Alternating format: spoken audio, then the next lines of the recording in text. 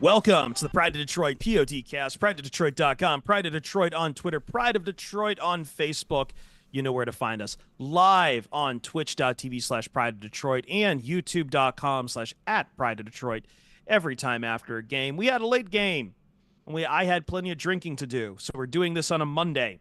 It's getting to you a little bit later, so we appreciate all of your support, as always, on helping us remain the top Detroit Lions podcast, which I learned very quickly as one of my adventures through the night.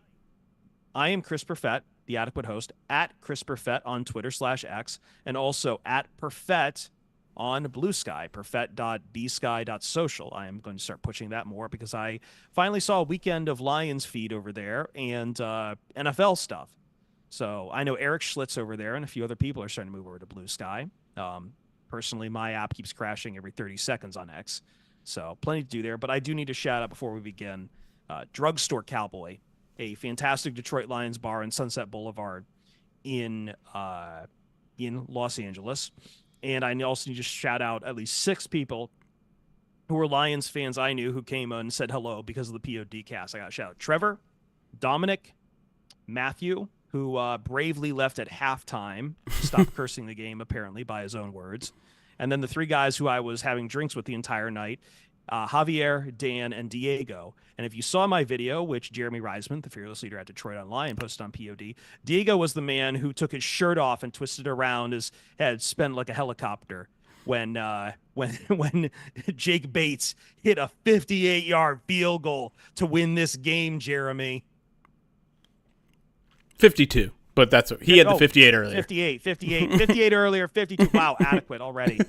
I had too many margaritas last night, excuse me. Yeah, no, again, for last thing I'll say, thank you again, Drugstore Cowboy. It is a Lions bar. They handed out free blue shots for halftime. But great place. And great game, Jeremy. Great game. Sure was. And I think I'm still feeling a little bit of the after effects. I still think got some adrenaline running through me almost 24 hours later, though. One of the most thrilling, improbable wins for this franchise on a huge stage in a huge moment. And listen, when we were running this podcast back in, what was it, 2014? 2015. When 2015, well, oh yeah, right. I'm sorry, I'm thinking of the 2016 season with all the crazy Matthew Stafford comebacks. We've seen a lot of craziness. This one might be one of the biggest and craziest. And so I can't wait to start talking about it.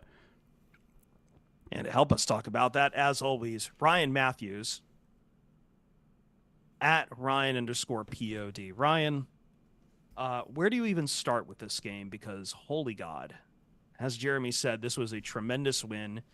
I think the Texans came into this treating it like their Super Bowl, and they gave the Lions everything they could handle. And in a day earlier where Jerry Jones said you can't win a game turning over the ball 5 times, the Lions said bet. 92.1% win probability at halftime for the Houston Texans. And I mean, at halftime, 92.1%. And then as late as 23-23, Houston gets the ball back. Then it's 67.1%, and it's immediately snatched. One of the weirdest games. Like, how does this game and the Tennessee game happen within a month of one another? Just like ultimate wild, doesn't matter how the Lions are going to beat you. It'll be in special teams. It'll be on offense. It'll be on defense. It'll be from Jared Goff, who earlier in that game throws 5 interceptions. Final score sheet saying 5 interceptions. Some weighed a little differently than others through there, and we'll talk about, I think, all 5 at some point. But it is a testament to a team to see that, Ryan, Jeremy, to see all of that performance out there and to not flinch as well. Because when they came back to win this, it's not just because they decided, all right, well, Jared Goff's not working. We can't protect him. Let's move away from that. Jared Goff's still making throws near the end of that game to Amon-Ra St. Brown, to Jameson Williams, to keep driving the team down the field. We love using the word that team didn't flinch. Lions didn't flinch from their identity at all to come back and win this game. At all, for a single second. Yeah, I mean, listen, they wore them down offensively, right? The offense was terrible for really 2.5 quarters. They scored on 4 of their last 6 drives. Their running game, which was completely gone for 2.5 quarters, maybe even 3 quarters, was huge in the final quarter. The pass protection was great in the second half. They only gave up 1 quarterback hit in the final 2 quarters of this game after giving up 4 or 5 in the first half. They just will wear you down. That's what they're going to do, offensively in particular, right? When they're doing all of these runs in the first half and they're not going anywhere and you're getting frustrated and you want them to be less predictable, you want them to, part of what they're doing is paying off in the fourth quarter because they are just relentless. They're relentless. It doesn't matter what the score is on the board. Doesn't matter how bad the game has been going. They are relentless. They are going to wear you down at some point so that when you flinch, because you are going to be the team that flinches first, they're going to get you. And the Lions got them in the fourth quarter. They dominated the fourth quarter, and that was that. I think, Ryan, these two teams were mirror images of each other going into this night. These are two teams that run by a lot of emotion. They're two teams that don't want you to run the ball on them, but at the same time, they want to be the one to run the ball. But how dare you run the ball? We have to stop that. And Petrie over there is going to be coming to make sure you cannot find a seam up the middle at all. And at the same time, both struggling to protect their quarterback in this game tonight. The Texans have some longer problems with it. Tonight, without Taylor Decker, I really think the Lions really felt the loss of Taylor Decker. And between that and a bad game from Graham Glasgow, clear that they couldn't protect Jared Goff off the left side, off his blind side. These are two very similar teams that were stacked up. The Texans were very proud of this game. They don't get a lot of standalone games. This was I'm not going to call it their Super Bowl, but I don't know many other games they get that are going to be standalone games like the one they had here, except for next week, which is Monday Night Football, I believe. But that's on the road. But they pulled off the uniforms, right? This was a big game. They pulled the uniforms out. This is their uniform game. They looked fresh. Everyone was feeling high intensity on it, and it was two teams staring at the mirror. And to Jeremy's point, the difference here was they didn't go away from Jared Goff. The Lions had Jake Bates, and they finally busted down the door and started to get Jahmyr Gibbs running around the edge. Yeah, it was to Jeremy's point about wearing them down because the big runs happened in the fourth quarter. It was all the explosive plays. It was the 20-yard run from Jahmyr Gibbs, which we talked about on First Bite. It's a given. It's going to happen at any time. And if it didn't happen in the first 3 quarters, statistically, it's probably happening in the fourth, especially for a team that smelled blood in the water. And I think that's the most impressive thing about this game, though, is that, again, it was all the phases. It was all the phases of this team making plays in spots, and we keep on asking whether or not it's sustainable. But I think we talk about it in a sustainability mostly on the defensive side. We never usually have questions about the offense's sustainability. But the difference between this game and the Packers game from a year ago, Jeremy, is that the Lions have a defense that is going to continue to force turnovers. Yep. They are going to force turnovers, and even when the offense turns the ball over, it's not a great shot that you're going to get in for 6. Yeah. They're going to do everything they can. And I'm not saying that to wipe away what the Lions did on defense last year, but I think the biggest takeaway for me is that these guys just don't break in the red zone in the way that oftentimes they would get through. And what does that come down to? In those areas, it's your secondary. And it's a lot of communication stuff, and it's a lot of, hey, don't put too much air under that ball because that's Carlton Davis's second pick. Just playmakers. Right? I remember that stat from a month ago where it's teams throwing into the end zone against the Lions are 1 for 12 with 4 interceptions. They're still like that. The stat might not still be the same, but I saw a stat today. They have not only an interception in every single game, but there's not a single quarterback who's thrown multiple touchdown passes against the Lions yet. And that speaks exactly because I think you look at this game and a lot of people point, including myself, point to the second half. They didn't give up a single point. But don't forget about what they were doing in the first half when the offense was continually putting them in bad situations. 3 field goals instead of touchdowns there. If they give up touchdowns, that game turns into the Ravens game. That game turns into 35-0 in the end of the first half, and it's over. You don't come back from that. But the Lions, I mean, 23-7 is not a death sentence by any mean, and the Lions proved it wasn't. But listen, there are a lot of teams that are down by 2 or 3 scores at halftime and come back and win the football game. And the Lions are not in that position if it isn't because of the red zone defense. If it isn't because I think was the biggest key to victory, and Dan Campbell agreed because he said it today, the run defense came back. The run defense was back with a vengeance. And Ryan, you shared that crazy stat that I hadn't seen until late. Or you shared it this morning. I'm just like, that's insane. You want to share it with the people?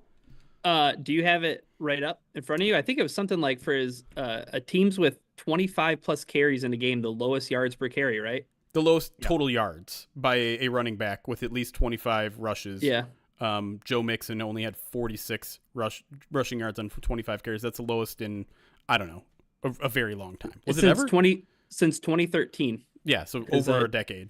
Yeah, Doug Martin, the muscle hamster, caught a stray there. That's right. Unfortunately, That's right. But yeah, no, it was 100% the most important aspect of that game, and it was so critical that the Lions do that. This was their best performance of the year. Like to say that is not an overreaction or an exaggeration by any means. The thing that stood out the most to me is that the Houston Texans, a team who Joe Mixon's one of the bell cow backs in this league, who is playing very, very well, and they run the football 28 times. Guys, by PFF, they had 21 run defense stops. On 28 carries, they had 21 run defense stops, and that constitutes as a failure for the offense. So they had 21 failure plays of their 28 rushes. Mixon averaged 1.8 per carry in this game. Like the success rate is like what, 15 there? It's not even 15, I think. Like that's unbelievable. That's what happens. I don't understand. A success rate in the run game is usually like 35 to 40%. And they held them in the teens. That's insane. That's what happens on 28 carries for 56 yards, 2.0 for the team. And a lot of that is, I mean, Jeremy used to do the take away the longest catch of the day. Let's take away their longest run, a single run by Dario Gumbawale for 11 yards. That was their longest run, 11. Yeah. That's all they had. Everything else was single digits. Right. Look, I didn't think we would, and I think we said this even back when Aiden Hutchinson left, or even when Aiden Hutchinson was around, we did not talk about the defense like this.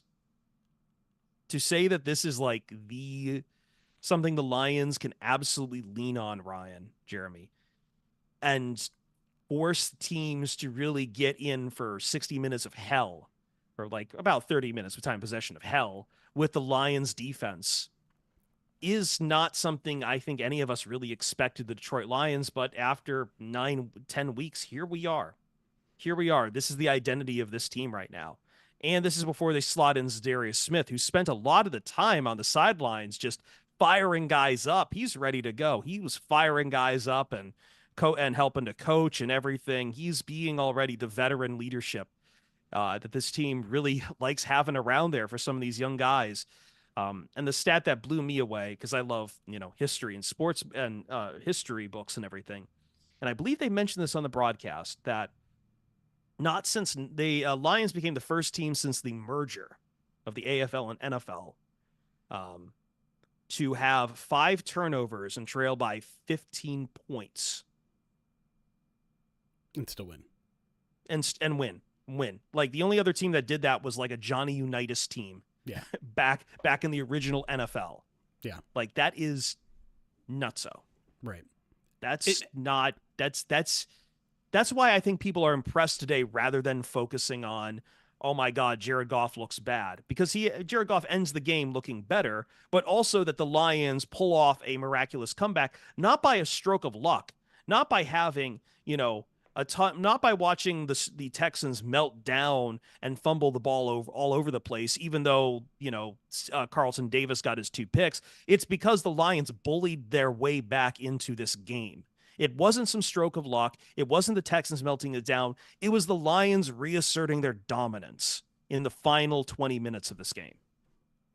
No question. And like, even if you want to play the, who was the better team if you take away the turnovers game, the Lions had 345 yards to the Texans, 248. They averaged 5.6 yards per play to the Texans, 3.8.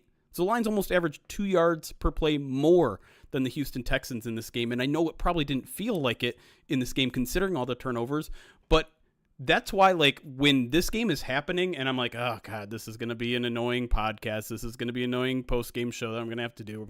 I'm going to have to, like, be the guy that's like, not everything's not wrong. And the reason for that is because I was prepared. Like, I was actually coming out of that game a little bit more optimistic than I was pessimistic, even when they were losing. And the reasoning is simple. Everything that was going wrong in that game is very much not who this team is. The offensive line playing terribly. That's not who this team is. Jared Goff being a little reckless with the football. That's not what this football team is. But you know what this football team had been for the past month or two? Bad at defending the run. Kind of bad on defense a little bit here and there. Like they were allowing teams to move the football on them pretty regularly, and they were being saved by turnovers. No pass rush. No pass rush. And what did they do well last night? They stopped the run like crazy. They got 7 quarterback hits from 6 different players, 6 different defensive linemen, 4 sacks. They were doing everything that they were bad at well, and everything that they did well bad. And to me, that's almost progress, because I don't think Jared Goff is going to have another 3 interception game this season, let alone a 5 interception game. I don't think the offensive line is going to look that bad the rest of the year. I will be honest, the offensive line has not looked great prior to this game, but I don't think they're going to look that bad, at least for a half of football. And so I think you put it all together. This is why people are taking this as a positive thing, is because the things that they sucked at, that's not going to happen again. Hopefully the signs that they improved on is something that's now going to be a greater part of a trend that, okay, the Lions run defense is settling in. Okay, Brian Branch is settling in, and Carlton Davis is starting to make big plays. And I'm feeling great about the team after this game. Like, fantastic about this game. And honestly, I don't think I would feel that much different if, let's say, Fairbairn makes his kick and then Jake Bates misses his. Like, honestly, I think I would feel okay today. That is, I'm surprised, Ryan, we're not having any kind of, I know Jeremy admitted defeat on Jake Bates, but I will say this. I don't know how you felt about those kicks from Jake Bates, but they didn't move at all. I shouldn't have been worried, but both of them, I was kind of not sure if they went in at first, and I didn't know how to react. That's how close they were to the uprights. I mean, the list of things that you could fit between that football and those goalposts last night, pretty short list. The game winner, right? For a second it looked good, and then it looked like it was not going to be good, and then it was definitively good, and it felt like it all happened in, I don't know, the blink of an eye, but it also felt like it took 10 seconds too. My goodness. Give it up to the guy who, this team put all of their faith behind in the summer and in the preseason. They said, this is our guy. He's running this race unimpeached.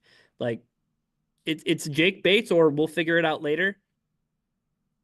How better could he reward this team? Putting this whole team on his back with a 58-yarder and then following it up with a game winner from 52 yards.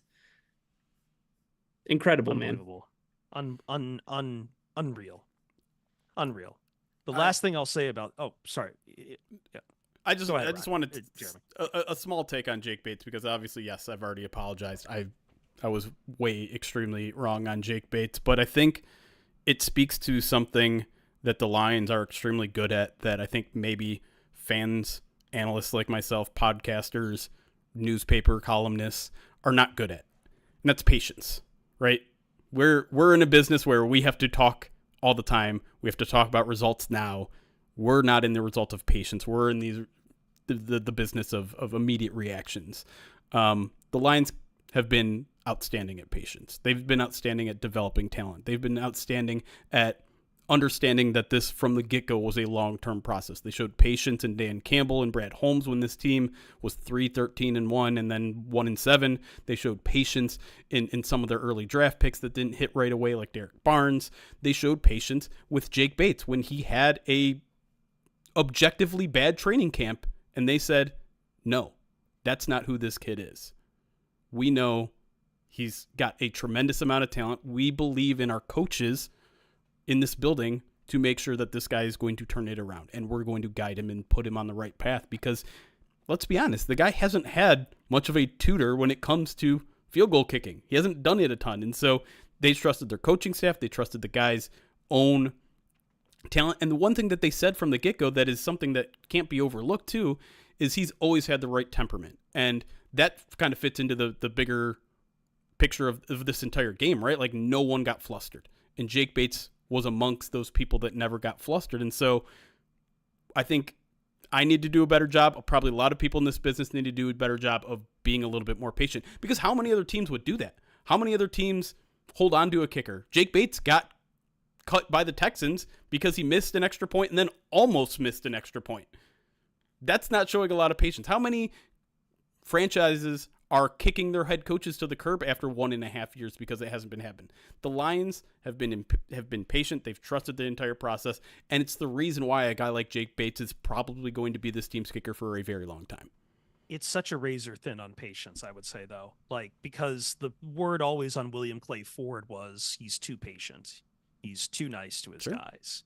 So, like, it's fascinating how it all works. And also, I kind of had this feeling when I saw Sorsdahl inactive that I really wanted to see, like, all right, like, when are we going to take the wrappings off the developmental projects? But I think, to your point, maybe I do have to just be more patient on that. I wasn't happy with Dan Skipper's play, but I can't imagine Sorsdahl being much better against a very hungry Texans pass rush defense that night. The last thing I will say, and it kind of goes to the offensive line, and it goes to Jared Goff, and maybe this kind of dovetails into some breaking down some of those interceptions from Jared Goff on the next segment, among some other performances. But watching the team adapt the way it does, Jared Goff rolling out to the right for most of the fourth quarter just shows an unbelievable adaptation for this offense. Like, and you got plenty of shots of Jared Goff sitting down the sideline and Ben Johnson staring bullets into his play sheets and everything, trying to figure out what to really do. We talked about it's a defensive puzzle you have to solve. And I think go back and watch the fourth quarter if you can, and watch how the Lions solve the Texans. How they've got Jared Goff, who everyone says is a pocket passer, rolling out almost immediately. No, the Lions know they can't in that moment really protect him from the left side.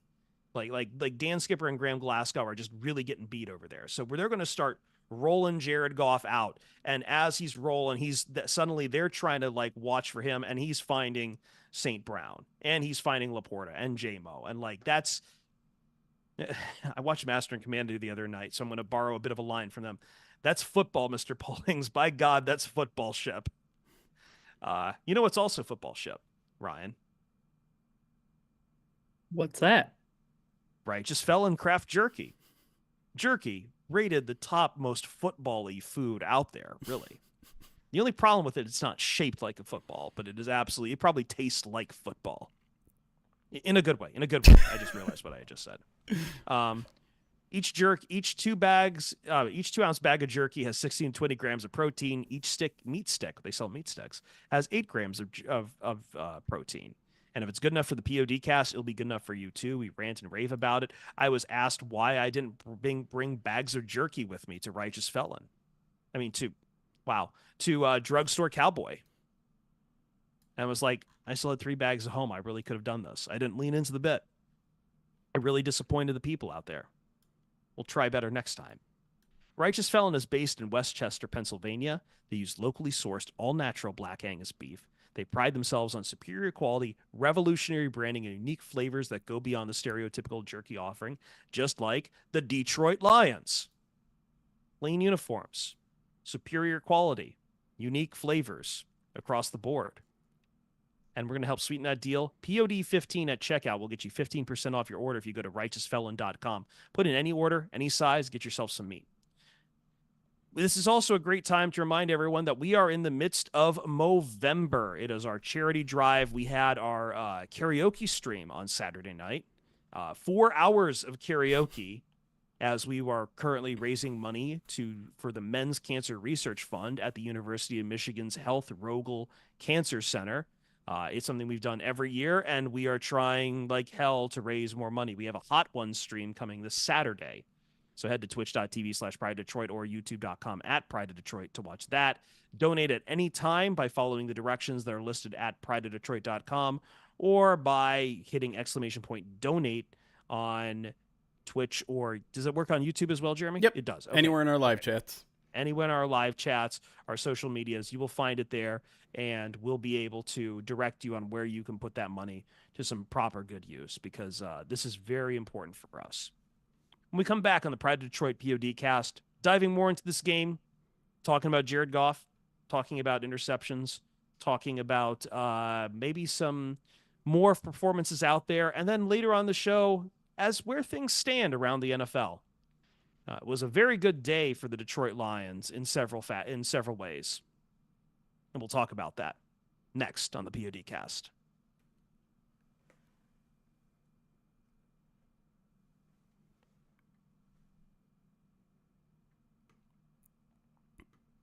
All right. Hold on a second. I gotta change my audio. My camera's a little dark right now. Okay. Let me get through some alerts.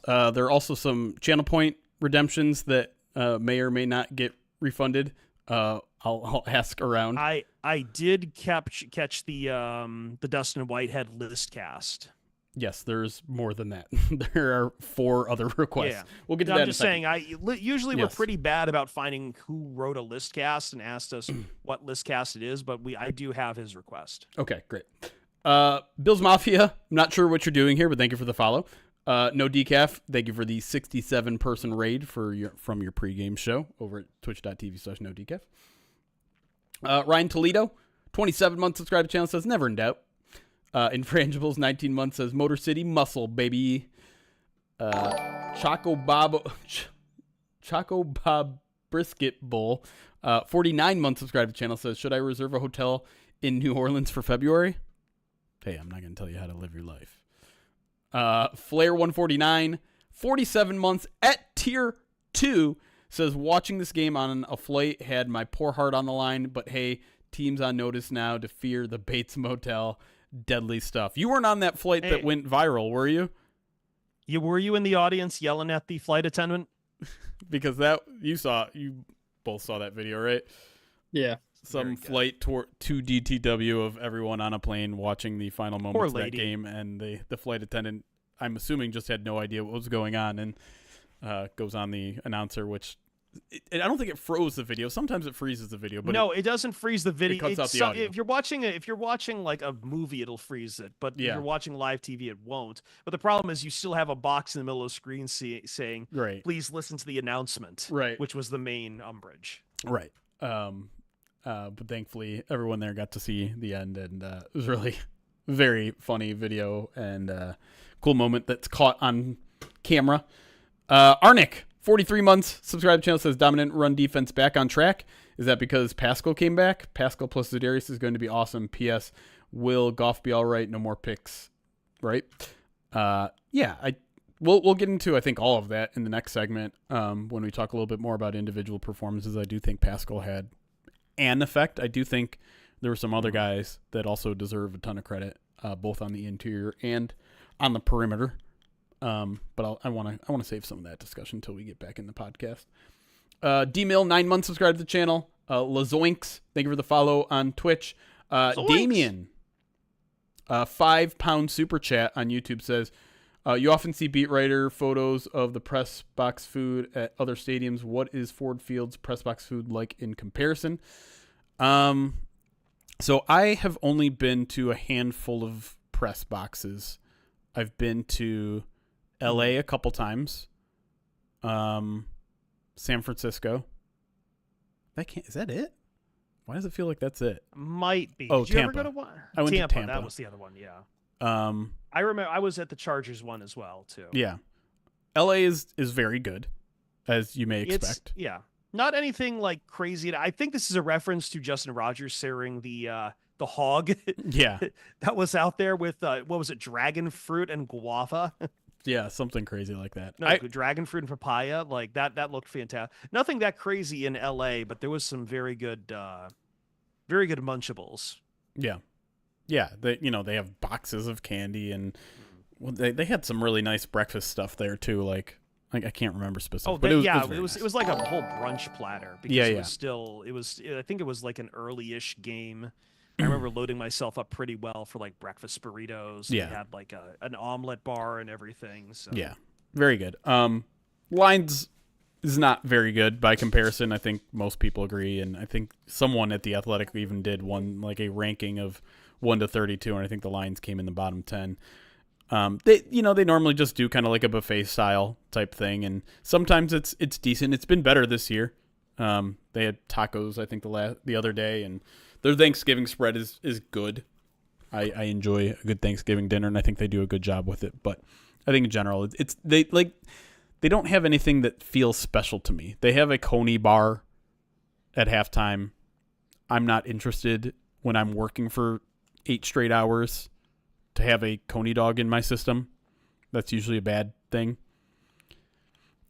But they do have what I know Ryan became quite a big a fan of when he was regularly covering the team. The ice cream chest. All right.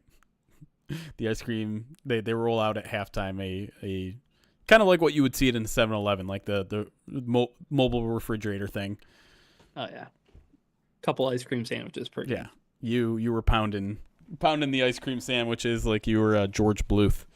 Well, don't say that. It's incredibly zesty. The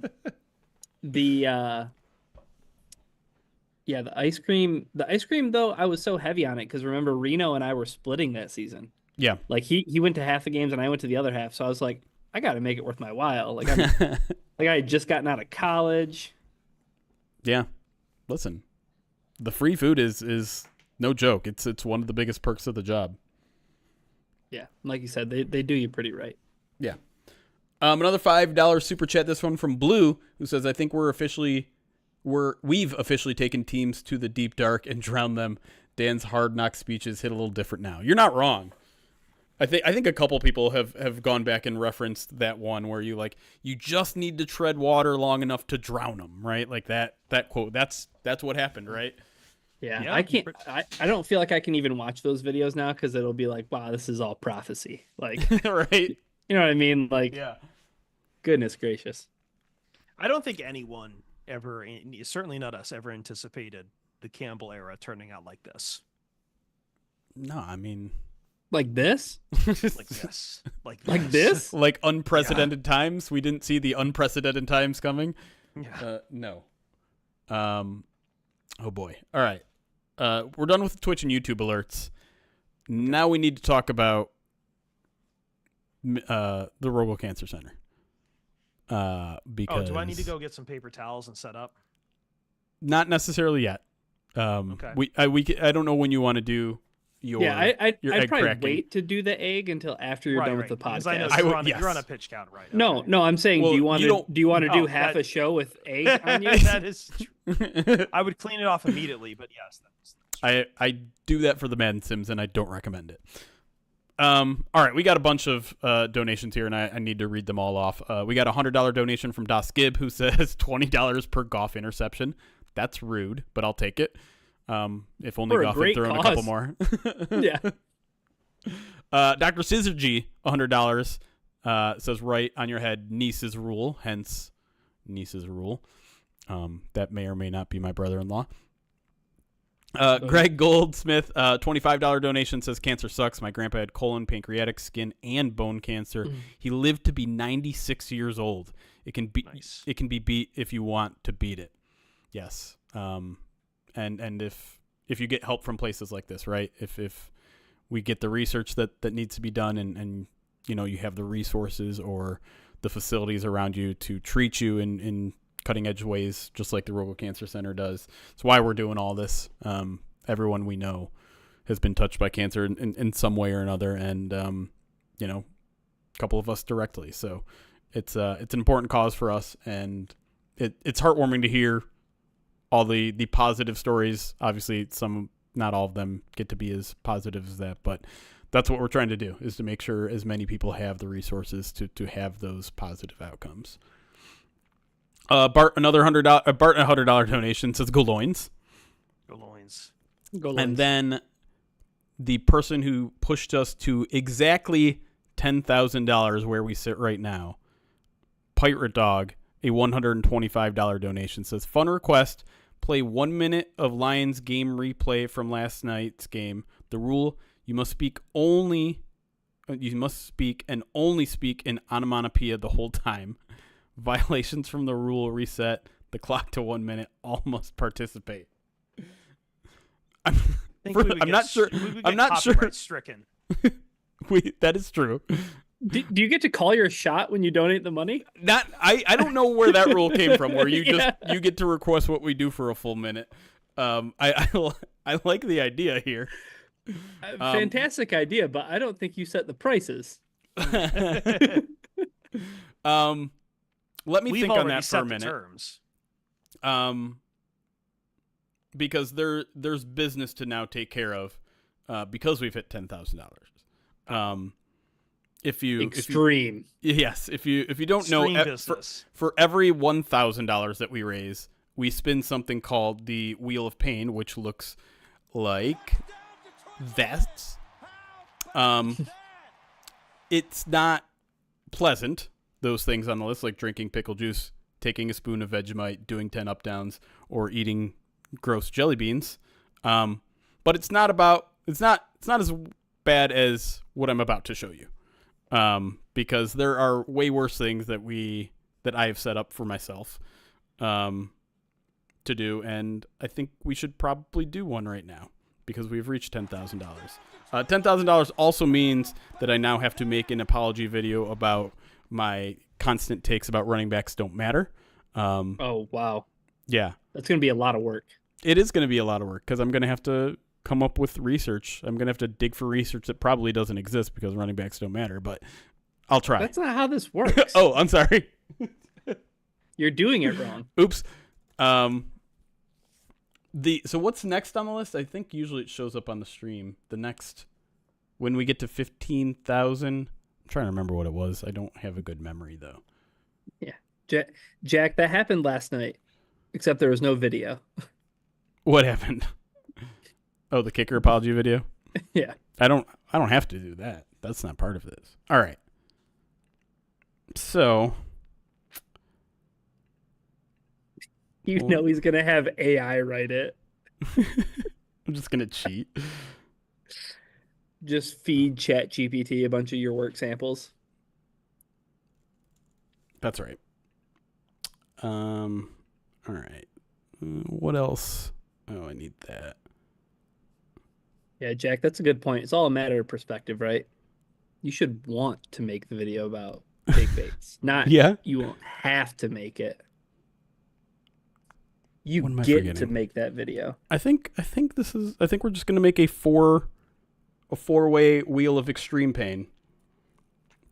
There it is. I should probably get some Vegemite to join in this. All right. So the four things.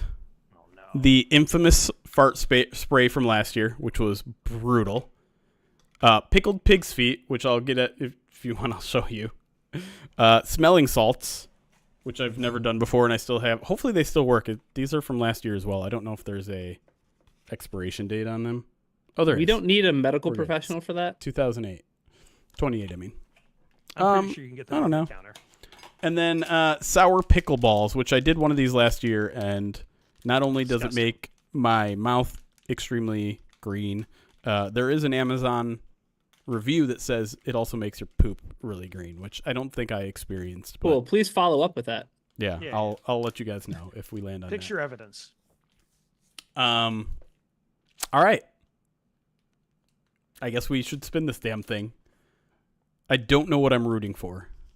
I'm rooting for the wheel to break and having to postpone this. That's what I'm really rooting for. I noticed that you had Vegemite on the old one twice. You're just really trying to try it, aren't you? Well, we did it. We did it on Saturday because Chet really wanted that one to happen, so I doubled the odds. Was it bad? It was pretty, like, the actual flavor of it was okay, but it is strong salty. Like, it was like drinking a half cup of soy sauce. Oh God. Yeah, it was. Sounds it was Put it on awful. bread? Yeah. Did you put it on bread or something or what? No, he did a spoonful. That's I just what did was a saying, spoonful Chris. of it. I was Yeah. like, "You're gonna put it on bread, right?" And he's like, "No, I got to do it like No, how." that's- Christ. why would Supposed I to do put it on that? like toast or Wasabi. something, aren't you? That's like just eating like a normal person. It's like, oh, I'm gonna try. Hold on, Australia. I'm gonna try guacamole. Like, that's not a real challenge. No. There's a part of Jeremy's adolescence where he really wanted to be on Jackass. No. None of these are doing anything with my genitals. Let's be clear. The conservative Northville version of Jackass. That's right. The suburban. I mean, version. listen, I was growing up in the heart of Jackass time. Oh, and, yeah. And there was definitely a little of us like there was a subsect of us that wanted to be those guys. We did something called shopping cart bowling. Let me explain to you what that was. All I did growing up was watch videos of wakeboarding tricks. Like I Scabo for certainly short. wasn't into this shopping shit. cart bowling. It was going to a Meijer parking lot. Let me first be very clear. Don't do this. You can get very hurt. You could probably get into a car accident. You might die. Don't do this. But we did this. Someone sits in a shopping cart. Another person is in the passenger side of a car. They're holding on to the shopping cart. The car goes at a very high speed and runs you into a curb. Runs the shopping cart into a curb. They are just flying, and you run into a curb, and you fly out of the shopping cart. That's the whole thing. Terrifying. It was extremely stupid, and we made dumb Jackass videos of it, and I was like, I'm never going to do this. I'm not dumb, but I'm kind of enjoying watching your dumb ass do this. Oh, Anyways, fantastic. I have delayed this long enough. Let's spin the stupid wheel. Here we go.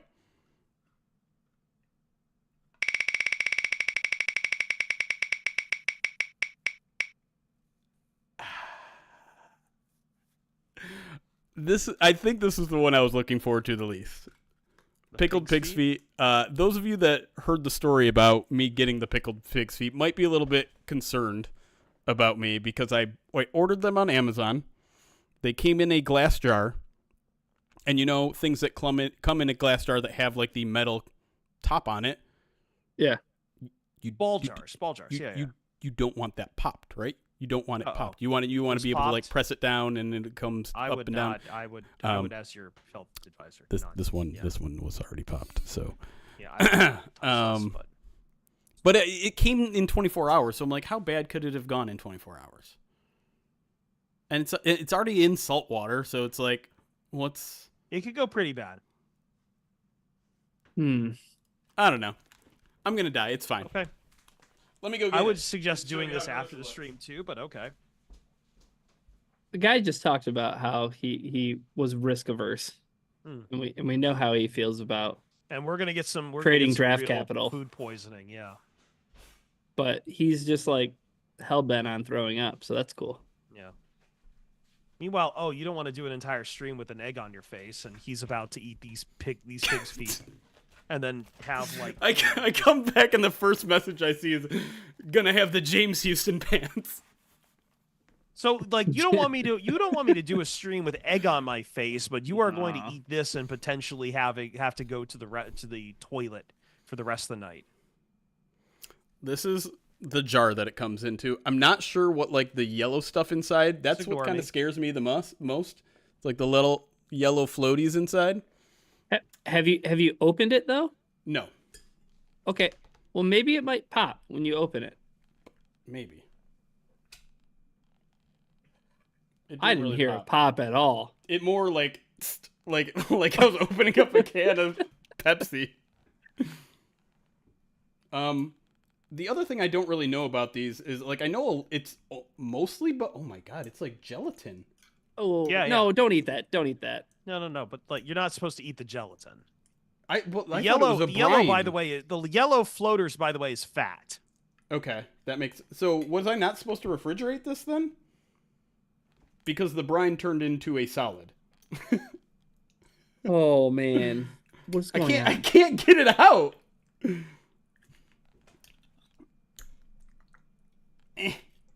Maybe leave it out and let's try later in the podcast once it has like congealed a little bit. Maybe. So apparently it's shelf stable and you weren't supposed to fridge it. That's kind of what I thought, but since it was already opened, I was afraid. Yeah, James Houston he went to Twitter and said he sat on some Gatorade. Everyone needs to chill out. Hence the poopy pants. Don't say poopy pants.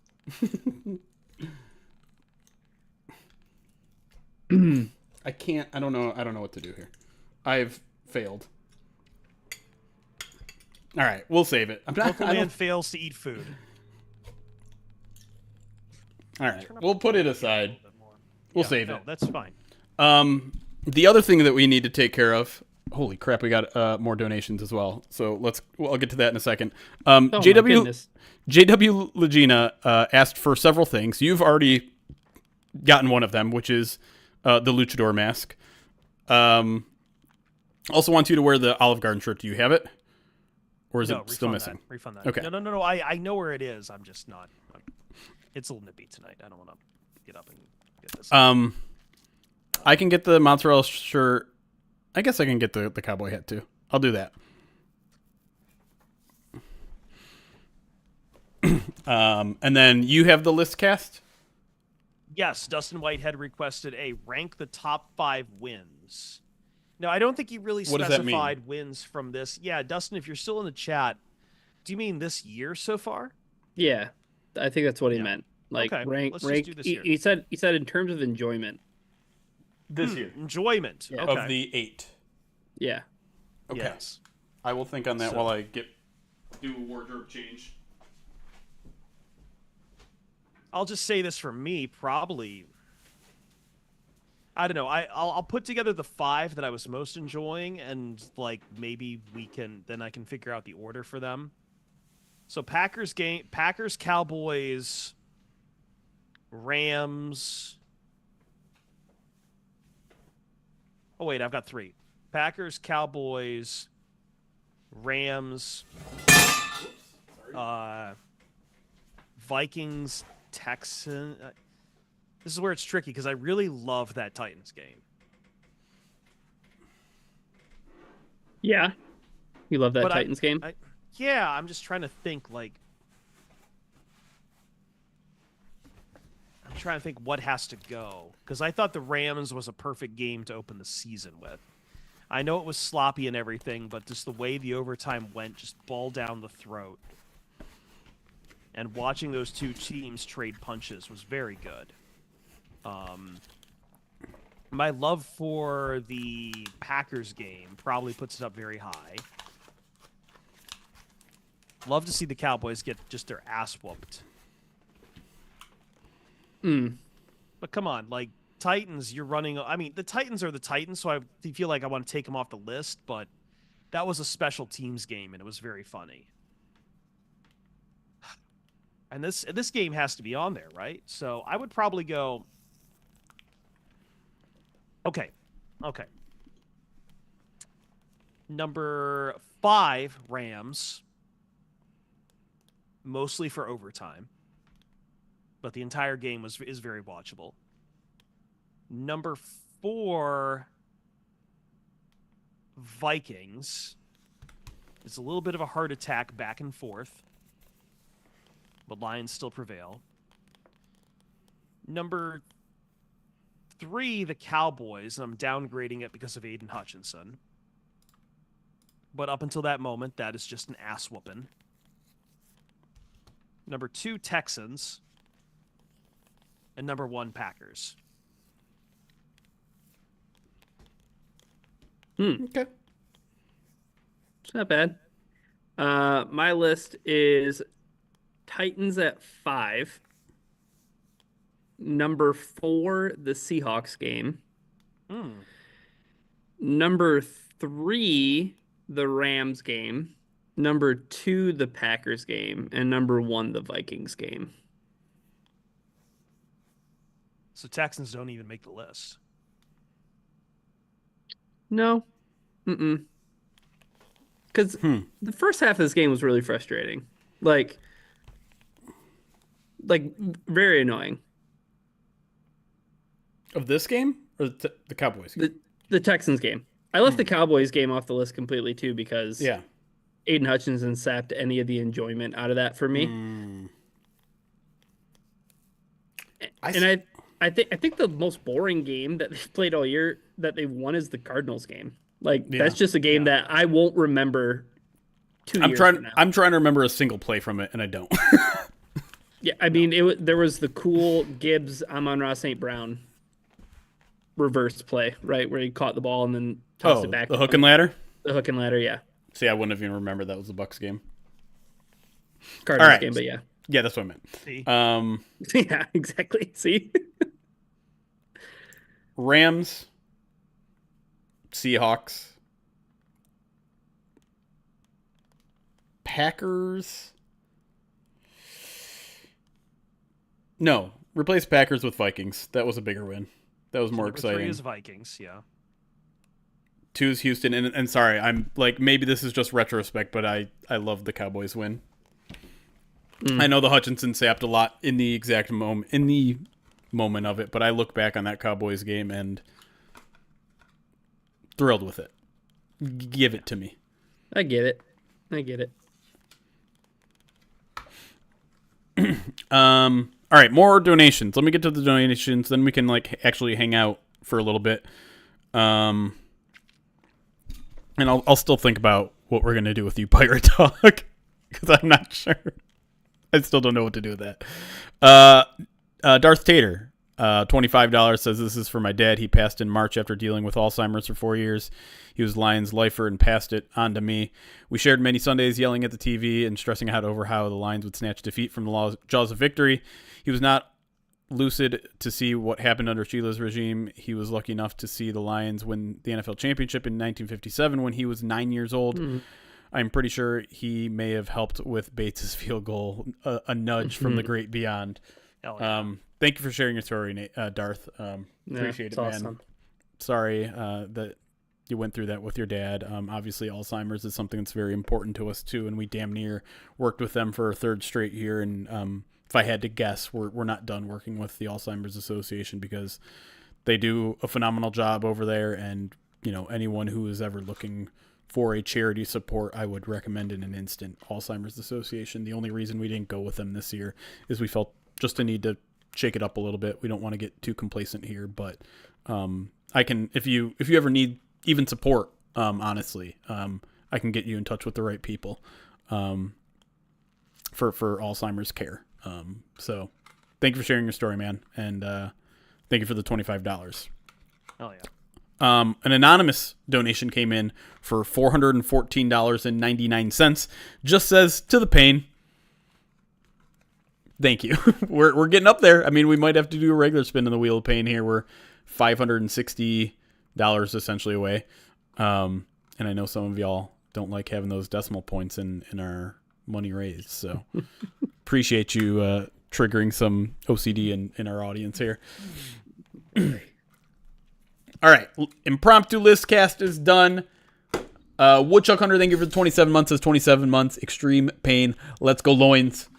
And then Slim Quick, 29 months, says the clip of AG yelling, I fucking love this team in the locker room is incredible. Can't believe we're living in these times. Yeah. Those locker room sellies, they always seem to hit the spot. And now, it's become a national thing, too. Schefter is retweeting them, every single week. He's like, hey, always good to start your Monday with a Dan Campbell locker room. I'm like... Tremendous content, in the words of someone. That's right. What's fun to time. All right, we're caught up. Do you guys want to talk about anything? I feel like we've just been... I feel like I've tried to engage some other topics, but I feel like everyone just wants to talk about Lions today. Everyone's jacked up. I mean, if we want to just go right back into it, I'll go right back into it while we wait for the... spent a lot of time. I know Ryan's on a bit of a timer here tonight, and I do want to do a third segment. So. Oh, we're doing 3 segments today? Do you only want to do 2? I don't care. I mean, do we have enough to talk about, or? I have no idea. Maybe. What were you thinking for the third segment?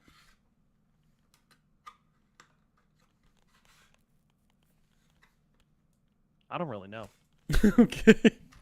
Guy just wants to talk ball. I just want to talk ball. Whatever comes up. I should do better at doing the rundowns, but every time we get in here, I'm just like, you know what? I just run it off the cuff.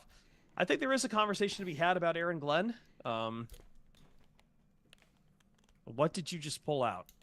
I'm trying to pull out the pig's feet still, and I got some goo on me. Why are you trying so hard to do this? I don't know, because I have to. I don't think it's supposed to be that hard to get out. Just let it relax. Yeah, just let it rest. It's almost too big to get through. Okay, don't clip that. All right. Well, you didn't have to draw more attention to that. It's super gross. Zazu's now interested. Of course he is. I forgot about this, but you remember when the Lions and the Texans picked 2nd and 3rd in the 2022 draft? Kinda. And then they are where they are now. 2 years later. Because someone else picked first, and the Jaguars. Oh boy. Yeah. How they doing? I haven't checked in on the Jaguars in a while. They started Mac Jones. What do you think they did? They're shutting down Trevor Lawrence, most likely. You think so? It would kind of make sense, right? Yeah. This team, not that I have a bet out on it, but I haven't looked at the updated odds for next coach to get fired, but gotta think it's Doug Pederson, don't you, Ryan? Yeah. Did you see that clip of him? What do you do? The post-game presser where this reporter was just asking a question about hey, if Mac Jones had been pressured and threw the interception, what were you guys looking at to accomplish with that play kind of thing? And Doug Peterson's like, I don't want to waste my time explaining it to you because you won't get it anyways, kind of thing. It's like, oh, okay, yeah, sure. You're about to be super smart and unemployed. Yeah. It's not like I haven't seen that before. Right. Of the candidates to fire their coaches right now, we haven't talked much about the Browns being one to fire their coach, although they're on a bye week. So, I mean, not that I would... Coach of the year, Kevin Stefanski? I don't think they'd fire Stefanski. We're talking... I don't know. I don't know how Haslam thinks. I think you're right, but at the same time, this is really bad for them. But of the other two teams that would be candidates would be the Bears and the Giants, and both are notoriously we're going to wait this out kind of organizations. I know it's getting really bad with Eberflus. Apparently some coaches are going around not even sure what they're changing on offense when he tells the press we're doing offensive changes. And we watched the fact that that's getting to the media is not good. Yeah. Well, we also, Jeremy, we were watching that video of his call to Chicago radio where his landline cuts out as soon as they ask him if he's in a crisis mode. The radio host says one of the most disrespectful things I've ever heard, and maybe he just said it thinking that he was off the line, and maybe he was off the line, but he's like, wow, you've got about as good a phone as you do in offense. Yeah, as an offensive coordinator, yeah. Oof. But, it does kind of feel like the next one to go is Doug Peterson. I think this is going to be a pretty widespread. I don't know, what do we usually get? 6, 7, 8 guys? Usually about 8 teams. We're already at 2, is that right? Yes. Mm-hmm. And Mike McCarthy's on a declining contract, so I think he's gone regardless. Yeah, how many could we have? So the 2 that we have already, Cowboys, potentially Bears, Jaguars, Saints. Well, no, that was part of the 2 that already happened. Oh, you're talking about ones still to happen. I'm talking about total. I've already counted those 2. Who else is out there? Titans just got a new coach, so it's not going to be them. Yeah, I don't think Raiders. Could the give up Raiders on be him. one and done with Antonio Pierce? I don't know.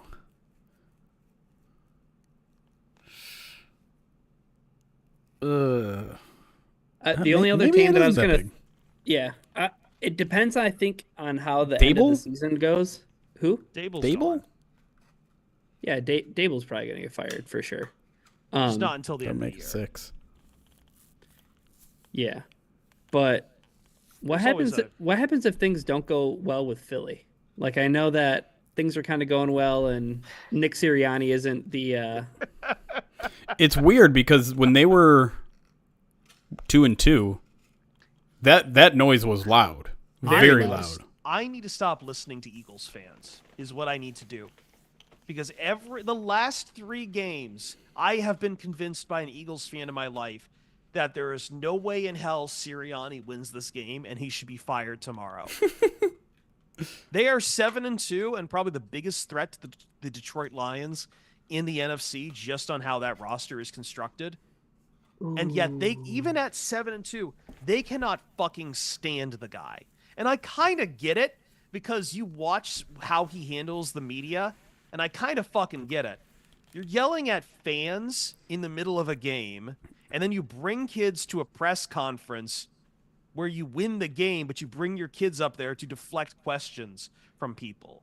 And then you accidentally let it out also that, like, Jalen Hurts has a knee injury or something. You're right. Like, an ankle injury. He's like, it's on the injury report. He's got an ankle. And they're like, it said rest. Yeah.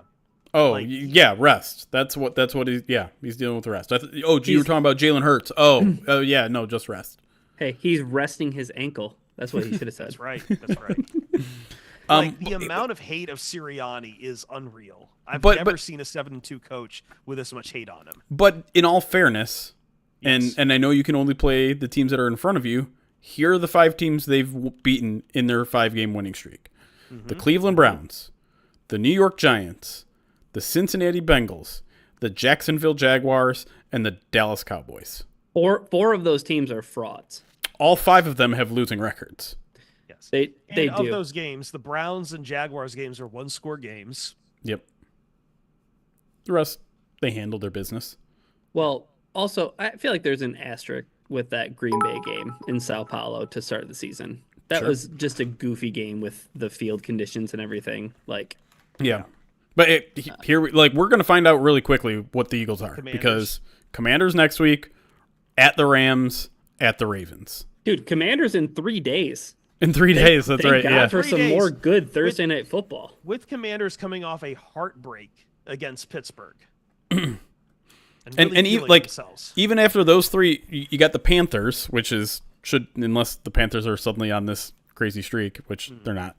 But after that, you got Steelers at Commanders. So 5 out of the next 6 are not going to be easy for that team. They do finish Cowboys, Giants, so they've probably built enough of a runway where they're going to make the playoffs already. But yeah, this is just like with the Commanders. I don't think anyone's really going to trip them up down the stretch, aside from maybe the Steelers. But would you be shocked if they finished 10-7? No. But isn't it good enough for Philly fans to finish 10-7? But that's why I was like, Sirianni could get fired, because if they go 10-7 and they get dunked on in the first round like they did last year against the Bucks, I think that they could fire him. Yeah, they set a pretty high standard for themselves over there, and he is acting like a clown. Yeah, didn't Doug Pederson get fired after a playoff year, Ryan? Probably. I think he got fired. Was it not the year after he won the Super Bowl, but after that? Right. Yeah, it was like 2 years after he won the Super Bowl. Let's take a look at the Eagles' history. Pederson got fired. He got fired after a 4-11-1 season. Okay. But the year prior they made the playoffs. Yes, the 3 years prior, all 3 they had made the playoffs. But it was 9-7, 9-7, 4-11. 2020. Nobody remembers the 2020 season. Let's be real. No. Yeah. It wasn't real. It wasn't real. Remember? Commanders, Lions. That's right. Walk-off victory. God. You need to see At the least- pickle pig's feet again. Right here. God, To see one poking out. please don't say that. Feel What do we a do with the little Dolphins? poke What do you coming like through. if the Dolphins Oh lose tonight? shoot! What's up? Time's that game start? 15 minutes. Okay, that's plenty of time. What do I think about the Get your Dolphins? bets in, folks. I have not thought about the Miami Dolphins in 2 months. That's what I think about the Miami Dolphins. Nobody thinks about the Miami Dolphins, They're an irrelevant football team because which is they- crazy. I meet several Dolphins fans in my life, and every year, maybe it's a little bit like Bears fans, but like I think they lean on the talent that they have on offense and think that that is a Super Bowl roster, and they never are. but they added so much talent to their defense over the past couple of years, and it just I hasn't. know. It's like throwing money at a problem, and it needs to I be more get- subtle than that. Let's I talk get about the that Tua- Dolphins. Yeah, I get that Tua keeps getting hurt, but they should not be 2-6 bad. You shouldn't have a loss to the Tennessee Titans. no. I don't know what's going on. Your Like I only said, two I don't think wins about should them. not be your only 2 wins should not be Jaguars and Patriots. Yeah, but I mean, I think the Tua stuff really did make a big difference. Like Skylar Thompson should not be in the NFL, No, absolutely not. But and then like, Snoop Huntley gets hurt too. How many games did Tua miss? He played 2, and he's played the last 2, yeah, so he's four out of their 8. Yeah, yeah, I mean, and he's 1-3. he's 1-3, but he's lost 2 one-score games. Like he lost Arizona 28-27, and he lost Buffalo 27-30. Like They got a shot tonight. if they don't win tonight, their season's over. Yeah, mean, that's my large point. This is must win for Miami. Their Yeah. season's over. Let's be honest. I Right, but it's like over. Yeah, they should trade at And- the deadline. Oh, Oh shoot! oh oh, Oh, oh. That division is so garbage. The Bills basically already have a little X by their name in the standings. wow. How long did it take after the Patriots dynasty for us to get back to the AFC East sucks and might be the worst division in football? I think There's just only love allowed to be how many one good people- team at a time in the But AFC East. I think the thing is about the Bills is that nobody was like before the season giving this division to the Bills. Right. The Bills repeatedly get disrespected and Yes. ignored for the Hey. new hotness in the Be- Jets or the Dolphins all the It's- fucking time. It's very simple why. Because they haven't produced in the playoffs. That's it. And I think it's an Right, unfair and- way to Well, judge hold on, a team. Hold on, but hold on. I want you to square that circle though, because you know who hasn't also produced in the fucking playoffs, and every year people get blown away by them? The Baltimore fucking Ravens. They're getting at least to conference championships. Yeah, and then eating shit. Like not just losing on a bad game, like getting fucking laughed in the second half. Oh gosh. Like Lamar Jackson is choking away second half playoff. Come games. on. Oh No, I my will. I goodness. will do that. You try to tell me differently in that Chiefs game. I think they should have probably run the ball a little bit more than they did in that game. Absolutely should have. Yeah, but I mean, goodness gracious, Lamar Jackson, you're talking about the MVP of the league.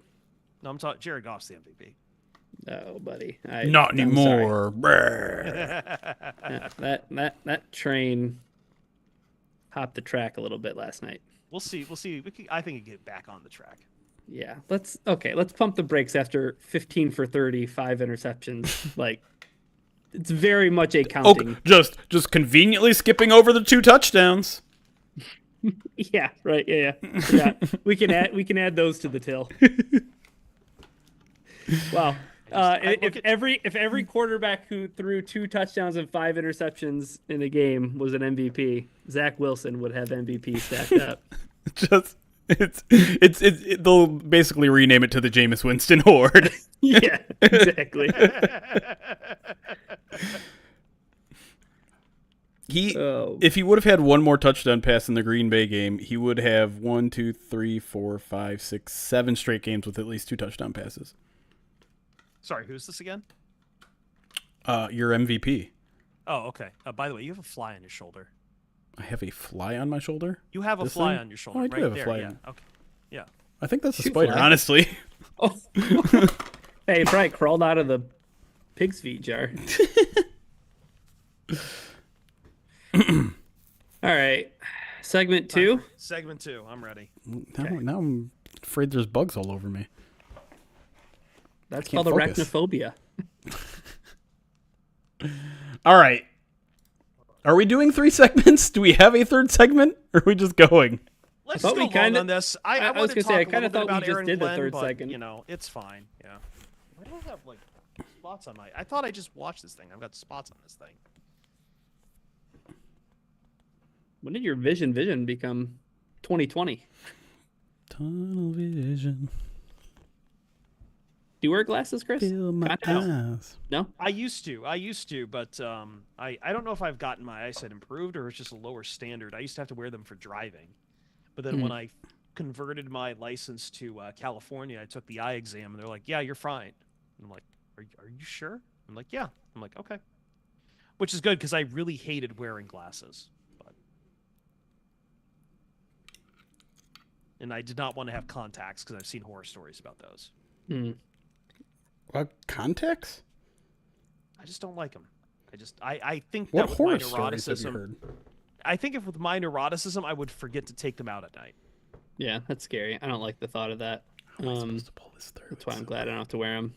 But McVeigh, I'm eating bean cereal, but my wife threw away my jelly beans accidentally. Oh so no! I'm reordering them. They'll be here before November's over. All right, let's get going on segment 2. We'll just go long. Yeah, let's pick away at segment 2, just like Jeremy is. Away at the feet. I still have to owe an egg, and then I have to go to bed early tonight, so this kind of sucks. And I forgot to put any. Can you give me like 2 minutes before we do segment 2 just to start something in the cooker? Yes. People can Sorry, watch me I continue to try to pull this out. Yeah. Oh God, please don't.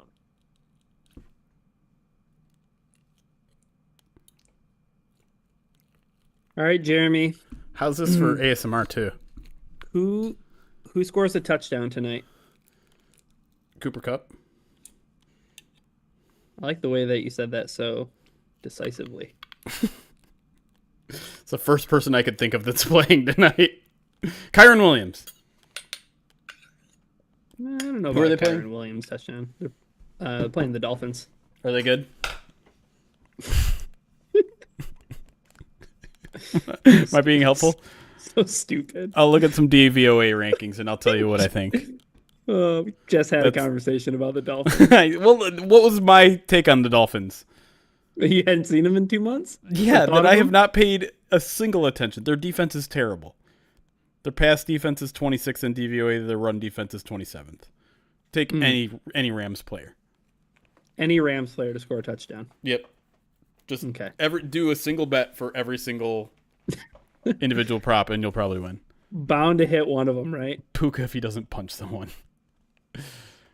Yeah, that was wild last week, huh?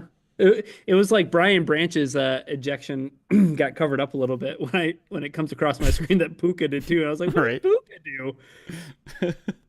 I'm like, everybody's getting ejected in the 4:00 window. Ooh, I like Stafford rushing touchdown. Can you pick that and tell me what the odds are? Oh my goodness! A rushing touchdown from Matthew Stafford. It's not going to happen, but I'm just curious as what the odds are. Plus 1,200. That's terrible. That's not even worth it. It's not even close to being worth it. Hey, remember when Jared Goff picked up a third down with his legs yesterday? That was cool. Yeah, and was like throwing on the run. I was like, who is this guy? Dude, that pass he had, the touchdown pass to Laporta was honestly one of his better throws of the year. No, yeah, that was a really good throw. Not his best. What was his best throw of the year? You say that like I should probably know it. Should I feel know like it? You should. I feel like you should know it. I feel like actually this might not be as like, Unanimous. definitive, right? Yeah. I don't know. What do you think? I can't think of anything right now because I'm just looking at this. Yeah, you're just picking away at that. Yeah. I was gonna say the throw last week to Amon-Ra on the 4th down. Oh, that is a good one. Yeah. That was a dot. Little back shoulder fade thingy. Sorry, I just realized I had to like if I wasn't going to start rice tonight, I was not going to have any food. I think Thomas J. Hutchins is trying to put you up on game here, Jeremy. These hooves easily dissolve in vinegar solution, part of why pig's hooves are soluble. Okay. Are you saying these are just essentially turning into Jell-O and I've ruined everything? Is that what you're saying? He's saying hit that with some vinegar. Is it not in a vinegar solution? Is that not what all this is? It smells like vinegar. Austin Mammoth is saying that you're tweaking off the pickled pig's feet gas.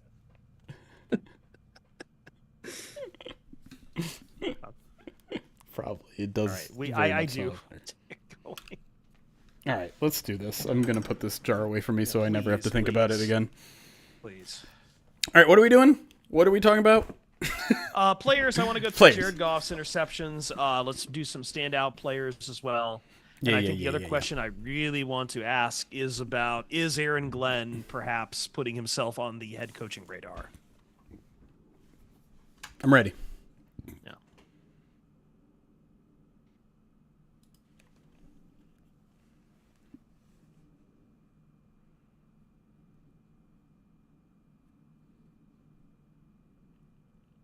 Pride to Detroit PODcast.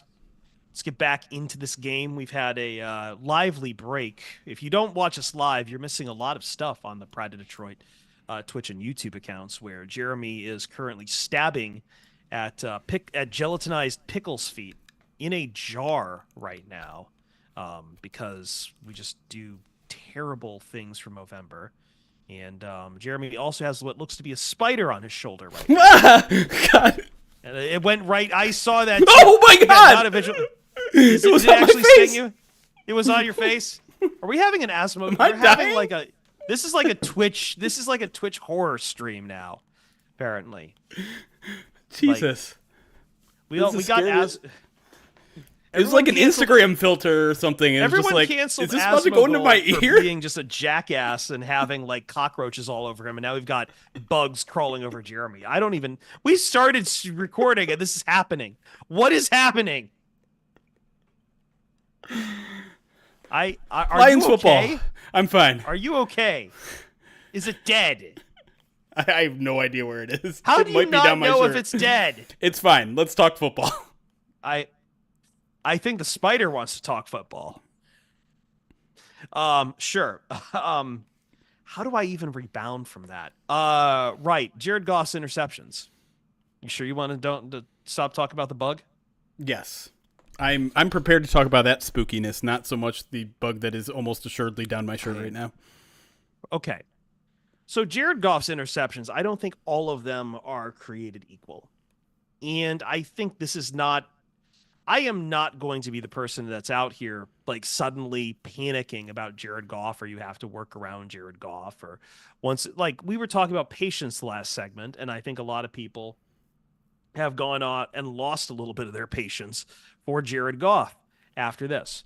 But I will say this, of the 5 interceptions, Ryan, I don't think they're all equal. And I'm not trying to apologize for all of the interceptions, but let's talk about this, because I feel like the first few interceptions you have are bad. I think some people might consider those tip passes fluky, but it requires an ability for the defender to tip them up into the air and make them a jump ball, which that is bad in its own way. But the interception late in the game where he's just forcing the ball down the field, he's trying to get, like, I believe it was coming out of the half and he was trying to get it to Sam Laporta around the Houston goal line, and it's picked off by Lassiter. I don't know if I can really be as mad about that, because I feel like at that point, we know what the Lions want to do. They want to try to get back in this and strike hot to try to spark something.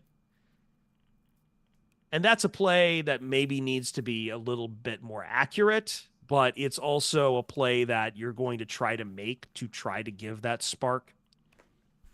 Either way, I don't know where I'm really going with this, other than like the Lions probably hope that there's never another 5 interception game from Jared Goff.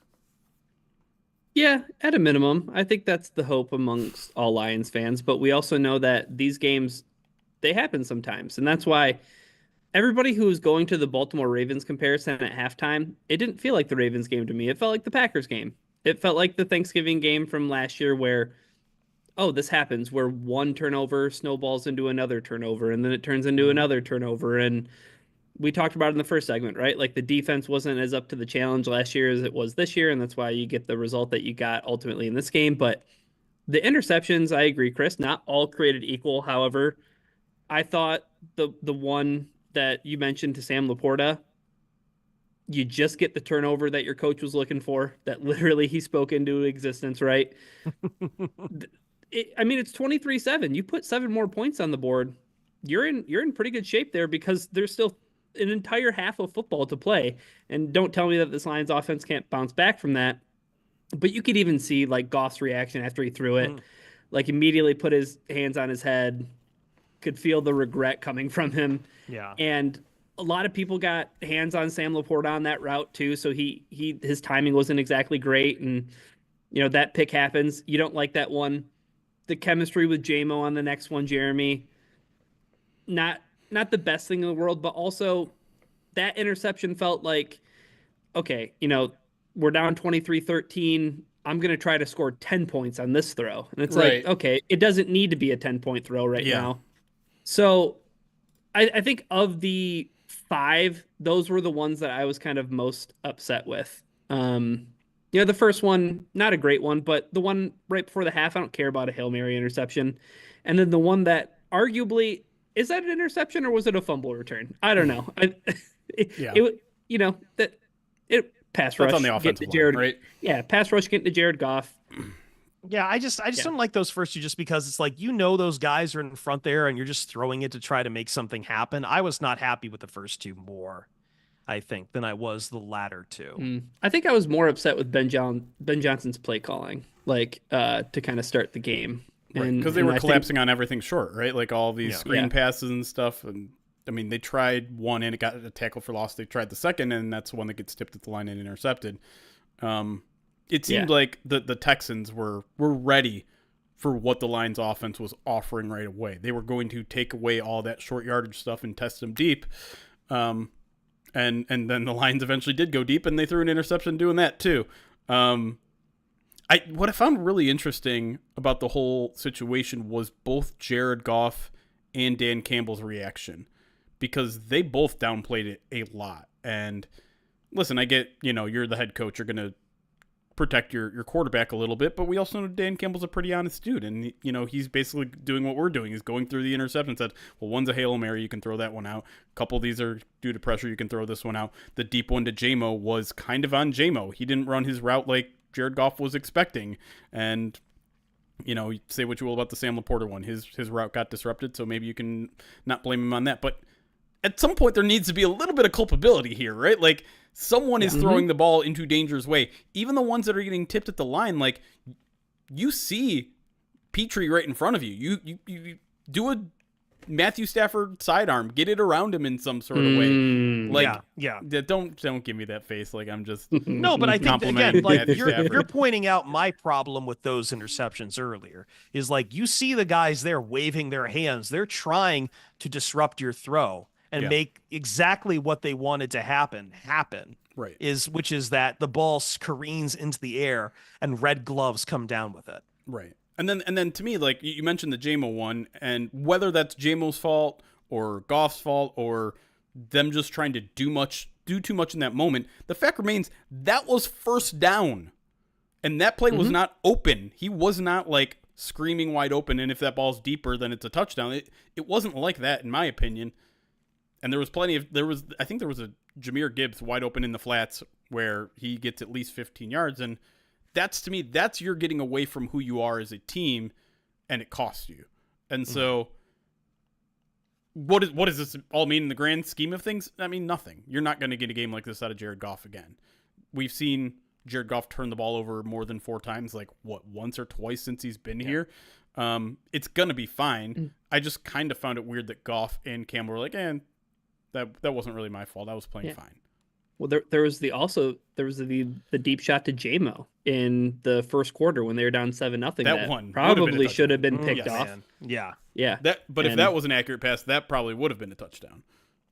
Right. But nearly an interception because it was an underthrow. So it was like 5 honest to goodness turnovers and could have been 6. So yeah.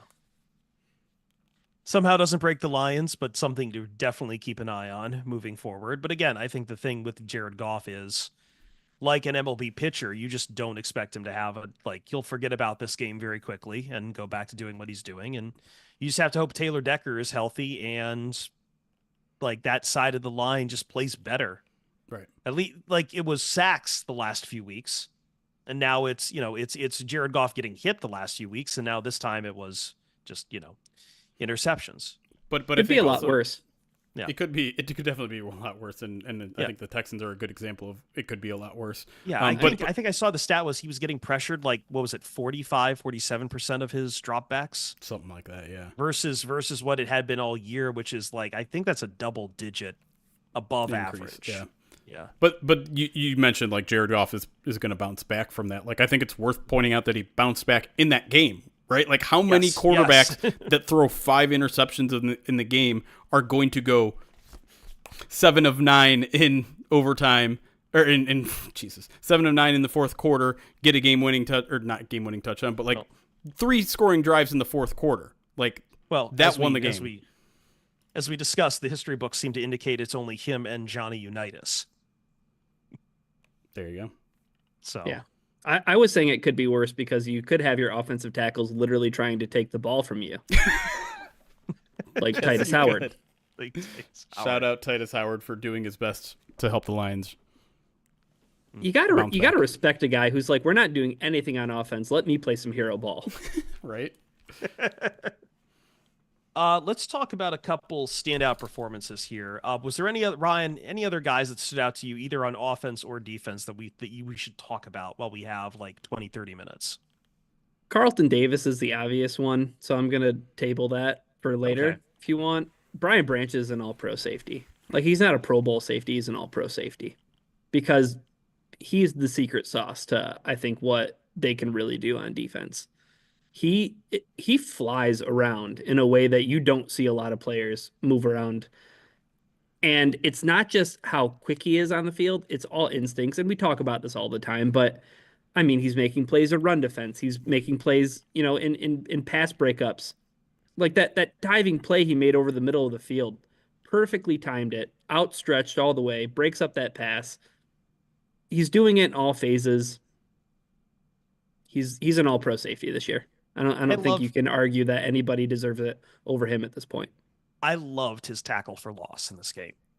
I loved how the Lions used him in run defense to just absolutely crush what the Texans were about to do. He was the Jalen Petrie of like Jalen Petrie and Brian Branch may have been the 2 best players on the field in this game. They were both just absolutely disrupting everything going on. And yeah, Branch is just the do-it-all guy that is playing like he's been in the league for 10 years when it's been 1.5. And as I think it was Aaron Glenn last week said, like the way those two are playing, him and Kirby, is fantastic, and they're only scratching the surface. And that thought alone is terrifying in the greatest way possible, because I'm with you. Like Branch is the best defensive player on this team right now that doesn't have a broken leg. And I mean, the crazy thing is, like, we saw it right away, right? We saw his rookie season in training camp. I even said, like, he's already making a case for best defensive player on the team. And now that's becoming fully realized at the safety position where he can literally do everything. And he was playing nickel corner last year. Like, you were worried. We were all worried, Jeremy, about like, can he take the transition to full-time safety? He's playing so well at nickel, and he's better at safety. Yeah. Yeah. I mean, the defense is created to have your safeties be your playmakers, and the safeties are this team's playmakers. It's really incredible to see. It's really fun to watch, because I've always been like a fan of those really, really good NFL safeties, and there's been far too many that have had their careers cut short by injury, like Bob Sanders and the like him. But man, he's about as close as someone who reminds me of Bob Sanders, and is just honestly a joy to watch every week. All right. I'm going to throw since we're talking about DBs for a second, real quick conversation on I feel like I'm going to do this every week, talking people down about Terrion Arnold and his penalties. He had a big one in this, Ryan, but I almost feel like that penalty, like, what's your read on that? Because I see that penalty, you're you're stopping a touchdown there. Like it sucks, but you have to take it. On the pass interference penalty? Yes, the pass interference. I mean, it's not like a good thing that's happening, right? Just No. because of his track record. And he was getting away from that and he was playing some really clean football. And I mean, arguably, there was another one that did he or did he not get away with it? I think there was enough going on at the catch point of that, though. Like, Alex Anzalone was in the most awkward position you could Awkward see a football spot. player as he was trying to, like, reach back and make that play on that ball, that there was just too much going on at the catch point for them to pick up on Arnold getting there literally like a split second early. But I mean, you don't love to see the 47-yard penalties. No. It's never a good thing, but I thought for the most part, like, he played an okay game. I know Jeremy's opinion on DPI. I think. Well, yeah, there is that, but I don't think he's playing particularly well right now. I'm not saying I'm that concerned about it. I think he had another mistake in the run game in the in Mixon's rushing touchdown. It was to his side of the field. Yes. And he got caught too far inside on it, which is kind of a mistake he had made before in a different way. The Aaron Jones touchdown, yeah. Yeah. Now, like, again, I'm not super concerned about it, but especially Rookie because corner. the same thing remains true about his game, which is he's always in place to make a play. He's always right there where the ball is when it's arriving, and ultimately that means he's going to eventually make the plays. He's eventually going to get through the pass interference stuff. And I talked to Terry and Arnold. If you're a Pride Detroit Direct subscriber, I talked to him on Friday or on Thursday about the pass interference stuff, and he's talking about all the things he learned and the timing and the technique and all that sort of stuff. And he is getting better at it in terms of pass interference. He obviously took one yesterday, but it'd been like 3 or 4 games since he had. But just like it's still struggling. He gives up a touchdown in this game as well. But again, like, he's in a really good spot to make a play on that ball. He just doesn't make the play on the ball. And so that's always, I've said it several times already, that's always the last thing that comes. I remain confident that it'll eventually come. I just think don't expect the bumps in the road to come to an end anytime soon, because it's all a learning process. Don't take him off the field, though. Let's be clear. Don't take him off the field. No. I don't think anyone is asking for that. When I go into some people might. Some people might, but we don't need to talk about those people. Yeah. Can I talk about 2-bit players right now? And just because this is the game you had Josh Paschal back, and I thought Paschal played fairly well. And next week you get Zadarius Smith. But I do want to point out 2 players who had sacks in this game, and I want to have conversations. I think a bit of a longer conversation about one of them, just because I know we've mentioned him before. Patrick O'Connor logging, I believe, 8 snaps in this game, 3 on pass rush, and picking himself up a sack. And then James Houston with 16 snaps, 8 on pass rushing plays, and I believe also a sack. Although I believe the Houston one really did not come easy. But, I mean, Stroud's hard to take down. He dropped into coverage on the play. He was in coverage. He was in zone coverage on the play, and then made a really solid play. I thought he was a spy for a second. I thought he was a spy for a second, and maybe that's what it was. But, like, he made a very solid play there. But we've put Houston in the doghouse more than a few times. I don't think we've ever mentioned Pat O'Connor on this podcast before, who also had 2 tackles for loss in this game as well. Ryan, like, moving forward, are either of these guys that the Lions, like, outlook on either of these guys kind of contributing to the Lions pass rush, which, you know, they will need some rotational players still, even with Zadarius Smith and Josh Paschal in there. Yeah, but I mean, Pat O'Connor playing a handful of snaps. Zadarius Smith will be here next week, you know, and not saying that Pat O'Connor needs to get out of town, but it's going to be good to have some more consistent depth, especially a guy like Zadarius Smith. But James Houston, I think, is the more interesting case study, just because it seems like when you're ready to count out James Houston, like I was a week ago, because I said I don't see why he should be seeing the field anymore, because he's a liability in run defense and he's not generating any push up front that's noticeable. He comes out and has the best game of his season so far, which good. Now stack him, right? Like that's going to be the thing now, is the consistency, because it's not going to be good enough to just have a flash in the pan game and then stick around on the, you know, roster for 8 more weeks and be getting the kind of snaps that he's getting. So good on James Houston, though. Yeah, step in the right direction. Like, good for him, man. Like, he had to, right, Jeremy? Like, he had to start stacking games. He's heading in the right direction. And not just to, convince this team that he's worth it, but probably to convince himself, right? Like, he has not had a sack since that rookie season, that crazy rookie season. He didn't obviously contribute all that much last year with the ankle injury and the late return in the playoffs. So I'm sure that was a big moment for him, and I'm happy for him, right? I think no one here is rooting against James Houston. I think a lot of this fan base has gotten fed up with him, right? The fact that, he starts out with such an incredible story, and then we haven't seen any of that since. But I mean, a lot of people have lost that patience with him and lost that faith in him, and understandably so. So hopefully this is the sign of something turning around, because you're right. Like, he's still, like, who else is going to be part of that rotation? They're going to need him to continue. Like, maybe it is just a pass rush rotation again, where he is playing a dozen snaps on 3rd and longs, and if the Lions' run defense is what it was like on Sunday night, they're going to be in a lot of 3rd and longs. Lots of those. There's going to be a lot of those opportunities, and so if he can continue to, I mean, he had a great dip around the edge that led to a pressure. I think that was the offensive tackle stripping the ball from Stroud play. If he can continue to do stuff like that, then it's going to be a very big help. It's going to be part of the calculus in replacing Aiden Hutchinson. And so I think we should all be rooting for him and hoping that that's a turnaround. But I'm with you, like, with no offense to Pat O'Connor. Like, I think the ideal situation is once Za'Darius is back in the game, then you're sliding Levi Onwuzurike inside, and that kind of swallows up any Pat O'Connor snaps. Yeah, I believe he was, like, lining up at nose tackle, though. So I don't. Yeah. Well, Broderick Martin, you get Broderick Martin back. You probably play him for 8 snaps over Pat O'Connor. But we'll see. But I mean, Aleem McNeil, though. Like, you want to talk about another guy who had a game. Oh, boy, did Aleem McNeil have a game. Another game. You talk about stacking games. Aleem McNeil has been stacking a couple games this year. Yeah, I mean, he looked incredibly disruptive, right, Jeremy? Like, not only just the plays where he was making sacks, but drawing holding penalties, all that kind of stuff. And I'm not trying to downplay his performance at all, but, like, that's what now has become expected of him, right?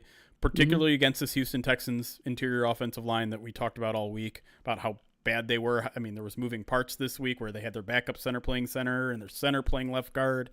There's a lot of things moving on, and if you're paying your defensive tackle to, top 10 money, those are the kind of games that he needs to dominate, and he mostly did. And so, again, like, it shows the depth of playmakers that they have on this defense, and it also shows, just because they're paying these guys doesn't mean they're going to sit on the laurels now. Like, that's not who Aleem McNeil is. He knows that now there's an even higher expectation for him, and he's the kind of guy that rises to the occasion. Yeah, there's nothing more disruptive right now in the current game than pressure up the middle, and the more Aleem can keep getting that, the better that is for the Lions, especially as they, tinker around the edges as well. I did want to have one last conversation before we close up shop here a little bit. Do we have any other players to highlight, Ryan? Was there anyone else to stand out for you? I mean, other than Carlton Davis, who we kind of tabled, and I feel like that's unfair to a guy who picked off CJ Stroud twice on the really incredible plays. Yeah, let's talk Carlton. I got really 2 quick ones on offense too, but I'll make them quick. Okay. Yeah. No, do we need to say much more about Carlton though? Like, yeah, he's awesome. That's all we really have to say. There's a couple things I want to say on Carlton. One, don't get, like, caught up by the interceptions. That dude was balling as a run defender, particularly early in that game. 2, I don't know if you guys saw Dan Campbell's press conference today, but he had some crazy heaping praise for Carlton Davis, saying he said he went up to Carlton Davis on Saturday and said, "You may have been our best offseason pickup this year." That's saying a lot. That's saying a heck of a lot. And it also, because we were having this conversation in the media room today, like, the Lions have a lot of tough personnel discussions coming up. And he's in the midst of it, too. He is a guy that is on an expiring contract, but he's still scheduled to cost $9 million on their cap next year because of all of the dead cap or all of the what do you call it? The void years. There's still like 4 void years on his contract, and that's how they're spreading out the cap at where he's like $3 million this year, $9 million not even signed to the team next year. The way he was talking about Carlton Davis is like, we might see an extension for that dude tomorrow. Like that's how heaping the, I'm not saying we actually will, but like that's how heaping the praise was. And it's hard for me to imagine him not being around next year because Tyron's not ready to take that step, I don't think. And maybe he will be by the end of the year. But we got a lot of season left for that, yeah. Right. Even then, like, you don't have a clear number 2 after that. Like, maybe E-Man is going to finally put all the injuries behind him, but that's a huge question mark. Maybe Rakestraw, but maybe Rakestraw is your nickel. They like playing him at nickel a lot. And so, to me, I think Carlton Davis has slowly and steadily risen up the priority list in offseason re-signings, and he might be number 1 now. Yeah. I think so. Yeah. Who'd you want to bring up on offense, Jeremy? J-Mo and Gibbs. Like, the only reason I don't mention the offense at this point is because I feel like it's just the same guys who are just absolutely performing every week. But yeah, please, sorry, continue. I mean, let's start with J-Mo because as much as I think there was some miscommunication with Goff on the interception, and that's kind of been a lingering thing that we see, I don't know, every now and then and it's happening less and less, which is good, but it's always peeking its head. Otherwise, the dude is fantastic, man. Like the double clutch catch, I'd rather do without and just catch that one straight, but he cleans that up with a catch when he gets hammered twice, like one in front, one in back, and he's just like, he holds on to that thing in a way that, do you think he would have continued to hold on to that ball 2 years ago? 1 year ago? Those are the kind of plays you're like, J-Mo's not going to hold on to that. He can't. But I'm continued to be impressed by a guy who, let's be honest, like has not been the most consistent player over 3 years. And so you're kind of wondering when he takes a 2-week break from a suspension, how's he going to look when he comes back? He picked up right where he left off. And I think there's fewer and fewer questions about this guy as a football player as we get further. I was going to say, because I feel like that's kind of the story for J-Mo coming out of this game is how's he looking after a suspension?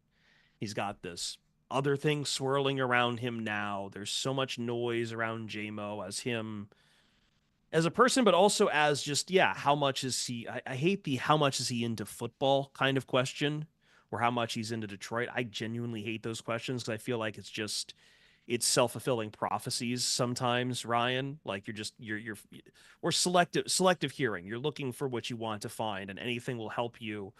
Like some people are going back to how he reacted at the draft and getting drafted is what I mean, as like just more to stack. But at the same time, like he came out and he didn't really miss too much of a beat at all. Coming back for this team and playing the way he did. So, and like, again, it's not the go route J-Mo either. It's catches over the middle. It's whatever. It's a varied, integrated role into this offense. He's not just being looked at as this, deep ball trick guy. Like, no, the Lions want him as part of the offense, and he's doing what he's asked to do.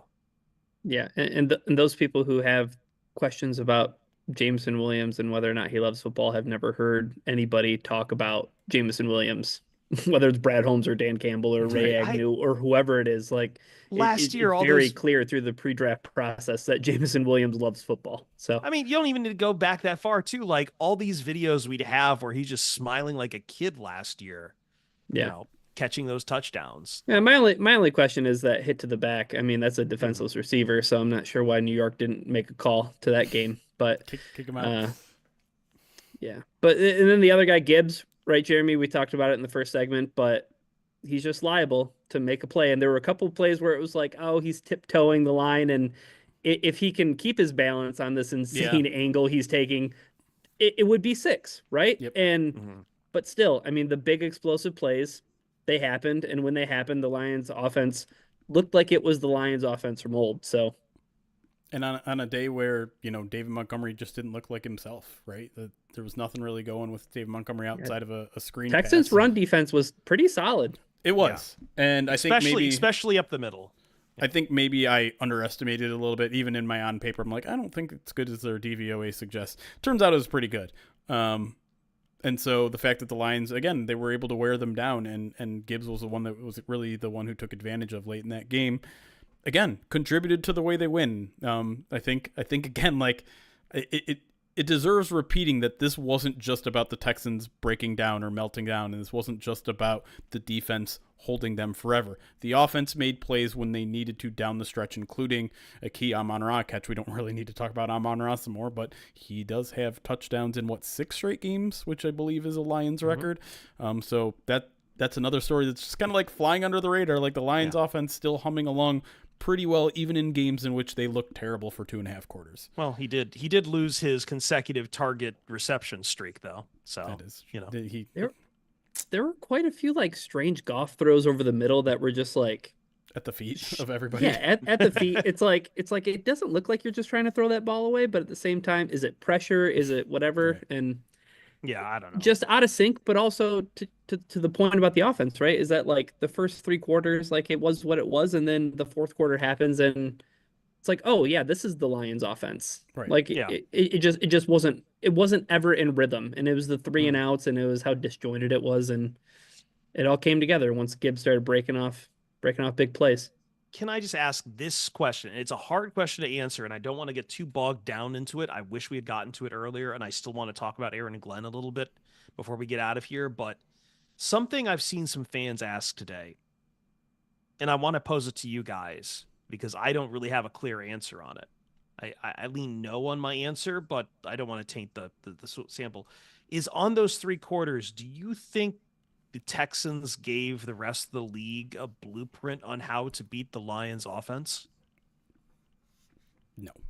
Make Jared Goff turn the ball over? Oh, what a novel concept. Yeah, Taylor Decker out of the game and the entire left side of the line not playing great. No, I mean, the book on Jared Goff has always been like, he's like every other quarterback. You pressure him and he's going to play worse. That's how football works in general. And to Goff's credit, that actually he'd kind of bucked that trend for most of this year, right? He's actually statistically been great against pressure, great against blitzes in 2024.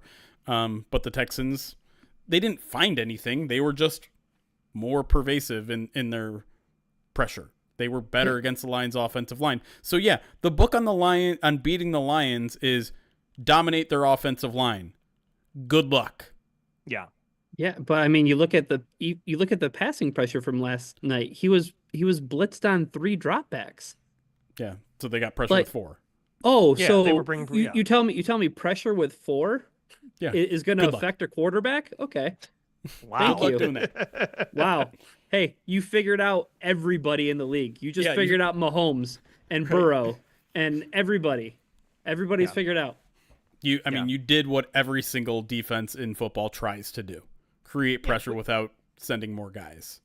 Which is, again, it was someone in our pre-show stream brought up a great point. Like, I think we have this tendency, and I get it. We're Lions fan, Lions fans listen to this. This is for Lions fans and Lions media, but it's not like the Lions are the main character in this game. Houston, this is why I say give some credit to Houston's defense. They came They're out top firing. 5 defense in they football. are a fantastic team, fantastic defense. They came out, they don't have a lot of primetime games, and this is at home with new uniforms. That's why I said in the first segment, like, they came out firing. They wanted to win this game so badly.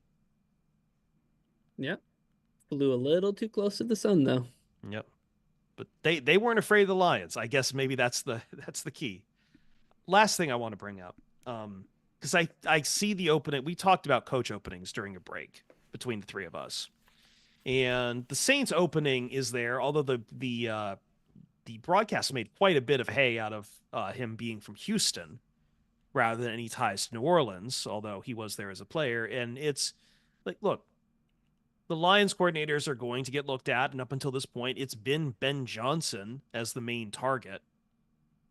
But with the way that this secondary has developed and the way that, the Lions have kept people out of the end zone, I guess it does need to be asked, How much of a commodity do you think, Jeremy, that Aaron Glenn is going to be as a head coach for next year, if this performance continues into the second half of the season?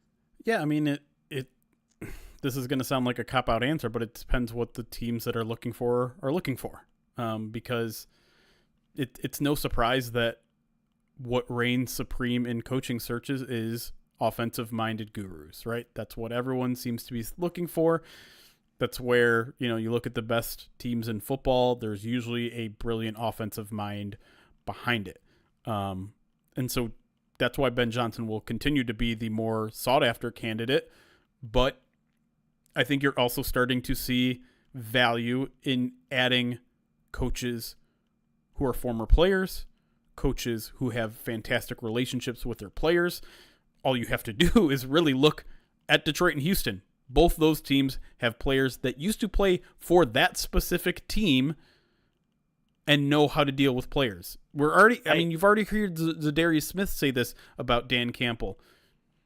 I wanted like hell to play in that game, but I appreciate Dan Campbell because he's been a player before and he understands what we need as players. And so that is Aaron Glenn to a T. And let's not forget that the NFLPA grades came out this past year. And who was the most popular coordinator in football? Aaron frickin' Glenn. And that matters. Yeah. And I think for the Saints, I think a lot of that we'll probably have to deal with. Is Mickey Loomis still the general manager? Sure. Is it a good play? Is it a good fit? But I don't know if Aaron Glenn wants to be as picky as someone like, say, Ben Johnson and looking for a head coach. But it's something to keep in mind. What do you think, Brian? Well, also you got to think about what was the original coach, right? Dennis Allen, defensive-minded coach. Think about what the Lions did with Matt Patricia. Mm-hmm. It wasn't so much offense, defense. It was, we need to go so far away from having a toxic culture to having a good culture that we're going to, overcorrect that way. When you look at the Saints and you look at their strength of their team, it's got to be maybe the offense. I don't know if there really is a strength to that team because it's pretty bad.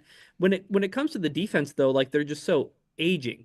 You know what I mean? Like they're finally they're just all kind of turning this corner where, do you want to go get another defensive coordinator or do you want to get an offensive coordinator? They just gave Alvin Kamara a contract extension. While in salary cap hell? Do you want to step into that dungeon? Yeah, and I guess away from the defense, like you trade away Marshawn Lattimore. Kind of have to, but it's not a super attractive job, is all I'm saying. And I think it's fair to say that, like you said, Chris, Ben Johnson and Aaron Glenn are two different people, so they're going to use their discretion when it comes to making that jump to being a head coach, however they choose to do it, but they haven't done it yet. I think definitely part of it is, and I guess this just all ultimately comes down to, is what is the end goal of the project for Detroit, for them? Ben Johnson, it's easy to say, yeah, they want to win a Super Bowl right now.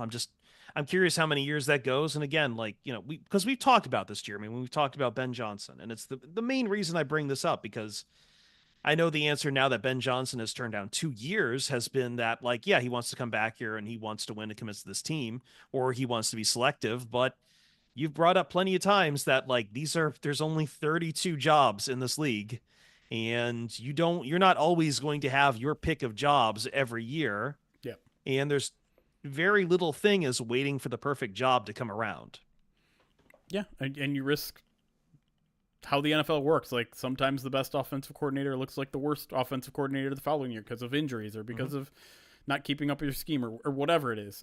So yeah, it would certainly be a risk if Aaron Glenn gets picky this time around. I do think like this could be the time that he kind of gets over the hump, right? Like he's been interviewing for a few years now, but what's been the one thing that he hasn't proven? Well, that he can be a defensive coordinator of a successful defense. Right? It hasn't been a great defense for the first 3 years here, but it certainly is now. And so is that the thing that finally gets him? Because you know how general managers and owners are. Like they're very much a results kind of X's and O's and like stats. I need hard proof that you're a good coach. A lot of them don't think about the intangibles of being a good locker room presence, about being a good leader. They don't have the foresight that, say, Sheila Hamp has, where they understand creating a culture is a priority in this organization. They want results. They want, you're winning these games. You're holding this team to under this amount of yards. Well, now Glenn has that box checked in his resume, and that might push him over the top. Mm-hmm. Yeah, but a lot of business to finish, though. You know, how does this Lions season end? Do they accomplish the goal? If they accomplish the goal, maybe there's more incentive to go spread your wings and try to do your own thing somewhere else. True. And that's kind of the ultimate challenge coming one of these years for Dan Campbell is how do you replace coordinators? What's that succession look like? Yep. Because you want to talk about what has deep sixed a guy like Nick Sirianni in Philadelphia. He lost both of his coordinators in a single year. What was your question, Chris? My question? Yeah. Was it how do you replace coordinators? Oh, yes. How do you think, Ryan? I think you should say the line. Very carefully. And with that, we're going to box up this recap of the Texans game and everything about it, tie a nicely a bow around it, and we'll see you next time. We got a midweek mailbag coming up here this week. Jeremy and Eric back at it again to bring you all of your listener questions. And then later on in the week, Purview is back after another week hiatus, and we will be talking about the Jacksonville Jaguars. And First Bite with a Jaguars writer will be on exclusive to Pride of Detroit Direct subscribers. Fingers crossed for JP Acosta. I haven't reached out to him yet, but he's the best. He is. We're going to get out of here. Find me on Twitter at Chris Perfett and on Blue Sky at Perfett. Blue Sky, B Sky Social. Jeremy at Detroit Online. Ryan at Ryan_P. What did I do? I don't have a Twitter account at the moment. Oh, yes, that's right. Find Jeremy's writing at prideofdetroit.com. But you didn't raise a stink when I said it off the bat, so I completely forgot about it. I don't think you said it off the bat. I said Detroit Online. I'm not sure you introduced us, Chris. You got introduced. Yeah, the pig's feet's go into your head. Ryan at _POD. I introduced everyone. I always introduce people. And I say goodbye. And I will say goodbye now, and I will tell you, we will see you Starside. Recording stopped. Damn well introduced you. Evan, question me. Someone check the tape. Rewind. I'm going to go find a shirt I do not mind filthing up and get some paper towels and lay them out. Someone noticed, but I was extremely fidgety that entire third segment because it came across my shoulder again. I don't know if anyone saw that, but it came across my shoulder again. I saw it clear as day. And so now every itch is like, oh my God, is it back? I don't know where it is. It's probably on me somewhere, and No, I'm not on Blue Sky. I'm probably going to come back to Twitter this week. I couldn't handle it last week with everything. So as far as I know, there is basically 4 of the POD crew on Blue Sky. That would be Eric Schlitt, myself, Brandon Knapp, and Andrew Cotto. But Andrew, of course, is famously kind of private-ish. But Eric is posting a lot of his articles on Blue Sky. Let me go find his. Blue Sky is just a Twitter alternative with less people, and I think that's why people are kind of going there a bit, just to get away from some of the nonsense. So Eric's on there at Eric Schlitt, and you can find Brandon Knapp on there, and Brandon's been a great part of our purview at BNAP, basically the same as his Twitter handle, BNAP Blogs. I'll just say this. Me getting off of Twitter wasn't an exclusively Twitter thing. It was let me just get away from the internet. And so moving to Blue Sky has I have very little interest in moving to adding another social media to I wanted to get away from social media. So moving to another one is not solving that problem, even if it is less toxic, which going to be honest, I don't believe. I think for me, it's that it's mostly that Twitter has gotten so big that it's hard for me to find people and connect with over football at this Sure. point. So it's as people as they've been coming to Blue Sky, have been putting together a lot of chances to connect with people, which is I'm glad, because my problem for a long time with Blue Sky was this feels very cliquey. I don't know if I could get into it, but this past week I found a lot more people who had moved over there. I found a lot more people who were more than willing to follow back about football, especially among just writers and people making the content. So I was more than happy to try to spend some time over there. And I still use Twitter. I'm just cross-posting now. It's just like a change. You know what I mean? Yeah. No, Just but I like mean, a- I've gone through changes in social media. Oh, we all have, Yeah. but it just takes time. Yeah. Who owns Blue Sky? So I know that like Jack from was involved in it initially, Jack from Twitter, but I know he's out of it. Yeah. They've got it's its own company. I don't know who is all involved in it yet. Now that Jack basically left Blue Sky, but definitely seems to be part of this whole like kind of like Mastodon, a push towards like something a little more, I don't know the right word to go for it, but just kind of like open. I would say because like I know people have asked about Threads a few times too. I just have no interest in Threads. My few times I've used Threads, I've been wholly off-put by the experience on how much it shoves very large influencer accounts onto my timeline. You getting any closer to that pig's feet, Jeremy? I've loosened up a piece and been able to extract it. Okay. I'm gonna go eat dinner, unless you're gonna eat that. I don't know. Chat, what do I do? Should I try to eat this? This feels like it also has a bone in it. I do owe an egg, but if we want to, I can like smash it on my face during purview. That is fully dependent on the person who requested it.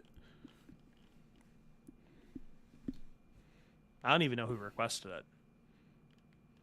Oh, I forgot who it was.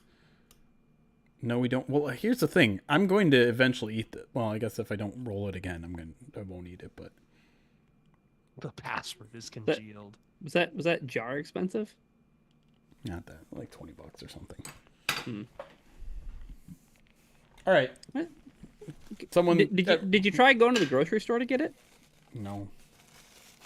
Probably should have. People just want to see me respin.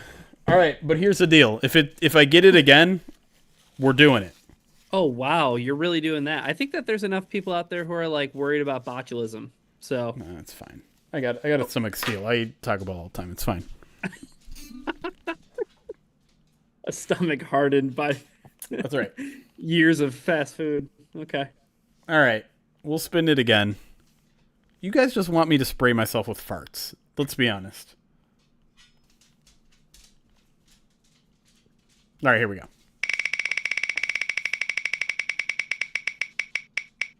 Where are we at? All right, we're not eating pickled pig's feet. What are we doing? Pickleball. Yes. This one's going to be foul as well, isn't it? I've done this once, and it was miserable. Let me get the spinny wheel out of here.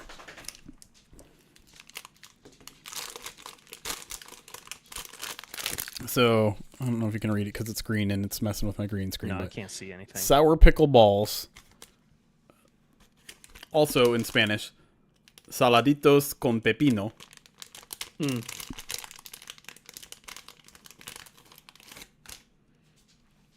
Tell This is you what what, they I'm look just gonna, like. I have too much I have to handle, and I just got last minute that I have to like wake up hyper early, so I'm gonna watch you do this, and then I have to go. I will just have to take a rain check on the egg. Okay. This is very pungent, yet. but Is it a ball? That's a it turd. it got smushed a little bit. All right. Okay. But like, I think part of me is like the wetness right there. That part is concerning to me a little bit. Yeah. That's just juice. It's just juice. All right. Well, because we've raised $10,000 now for the Rogel Cancer Center at the University of Michigan. I'm eating something gross. Congratulations. Bottoms up. Bon appetit. Is the spider in there? Oh, God. That's good eating. It's so sour. Oh my God, the Dolphins have Matt Stafford in hell. Throw up on camera. Hold on. Show your tongue again, because I think it is getting. It's getting the green screen. I can't actually see your tongue. I am seeing the. It's blue. It's Honolulu blue. Yeah, it is getting the green screen. That's funny. It's the teeth too. Wow. Oh, it's like burning my eyes. Not enjoyable because you don't like pickles, right? It's like, a little bit of that. I didn't like that. It's extremely sour though. Extremely sour. Like one of the sourest things I've ever had. Oh, what's that? All right. Well, success, I guess. Great success. All right. What you doing to wash it down? Just a little bit of water with some electrolytes in it. Oh. All right. Well, I don't know when mailbag is going to be, but probably tomorrow night, maybe Wednesday. Probably tomorrow night, maybe. Yeah. Why not? Yeah. Oh, should we raid Graham Glasgow? That sounds like an idea. Hell yeah. Let's Guys, do if that. you're on Twitch and you want to continue to watch things that aren't this football game or want a two-screen experience, we're going to raid Graham Glasgow's stream here on Twitch. All you have to do is go to our Twitch page right now, twitch.tv/prideofdetroit, and it will automatically redirect you there in a minute or so. And that's all I got. Oh, God, like it does not feel good in the pit of my stomach. What a raid. Thank you, Pirate Dog. Sorry we didn't do your thing, but thank you for the donation. That was very kind of you. I feel like we should circle back on that. I think you're right, but I also think we're probably going to forget about it knowing us. You should remind us. Not you, Yes. but Yeah. there's that full day charity stream. We'll need plenty of things to keep ourselves occupied. Yeah. All right. The raid is starting to get underway. 112 of you are scheduled to go over there and support our left guard over there. I think I might go get Taco Bell because I need this taste out of my mouth. Hell yeah. I'm gonna go get Taco Bell too. Oh, Yeah. Podcast tradition. Rock. all right, y'all. I'm eating leftover Chinese. We'll see you guys soon. Oh, I've got to remember, watch this before I go through the drive-thru. Nope. Appreciate it, y'all. Go hang out with Graham. Have a wonderful rest of your Monday night. Thank you for all the donations, and we'll see you soon. Hell yeah. See you guys. Let me just make sure that raid goes through, and then we'll shut out you guys on YouTube because you guys get to Sure. stay an extra couple seconds. Did it go I always through? remember that from our one yeah. scrap I did with one of us said it as your turb. Your turb. Yeah, I just always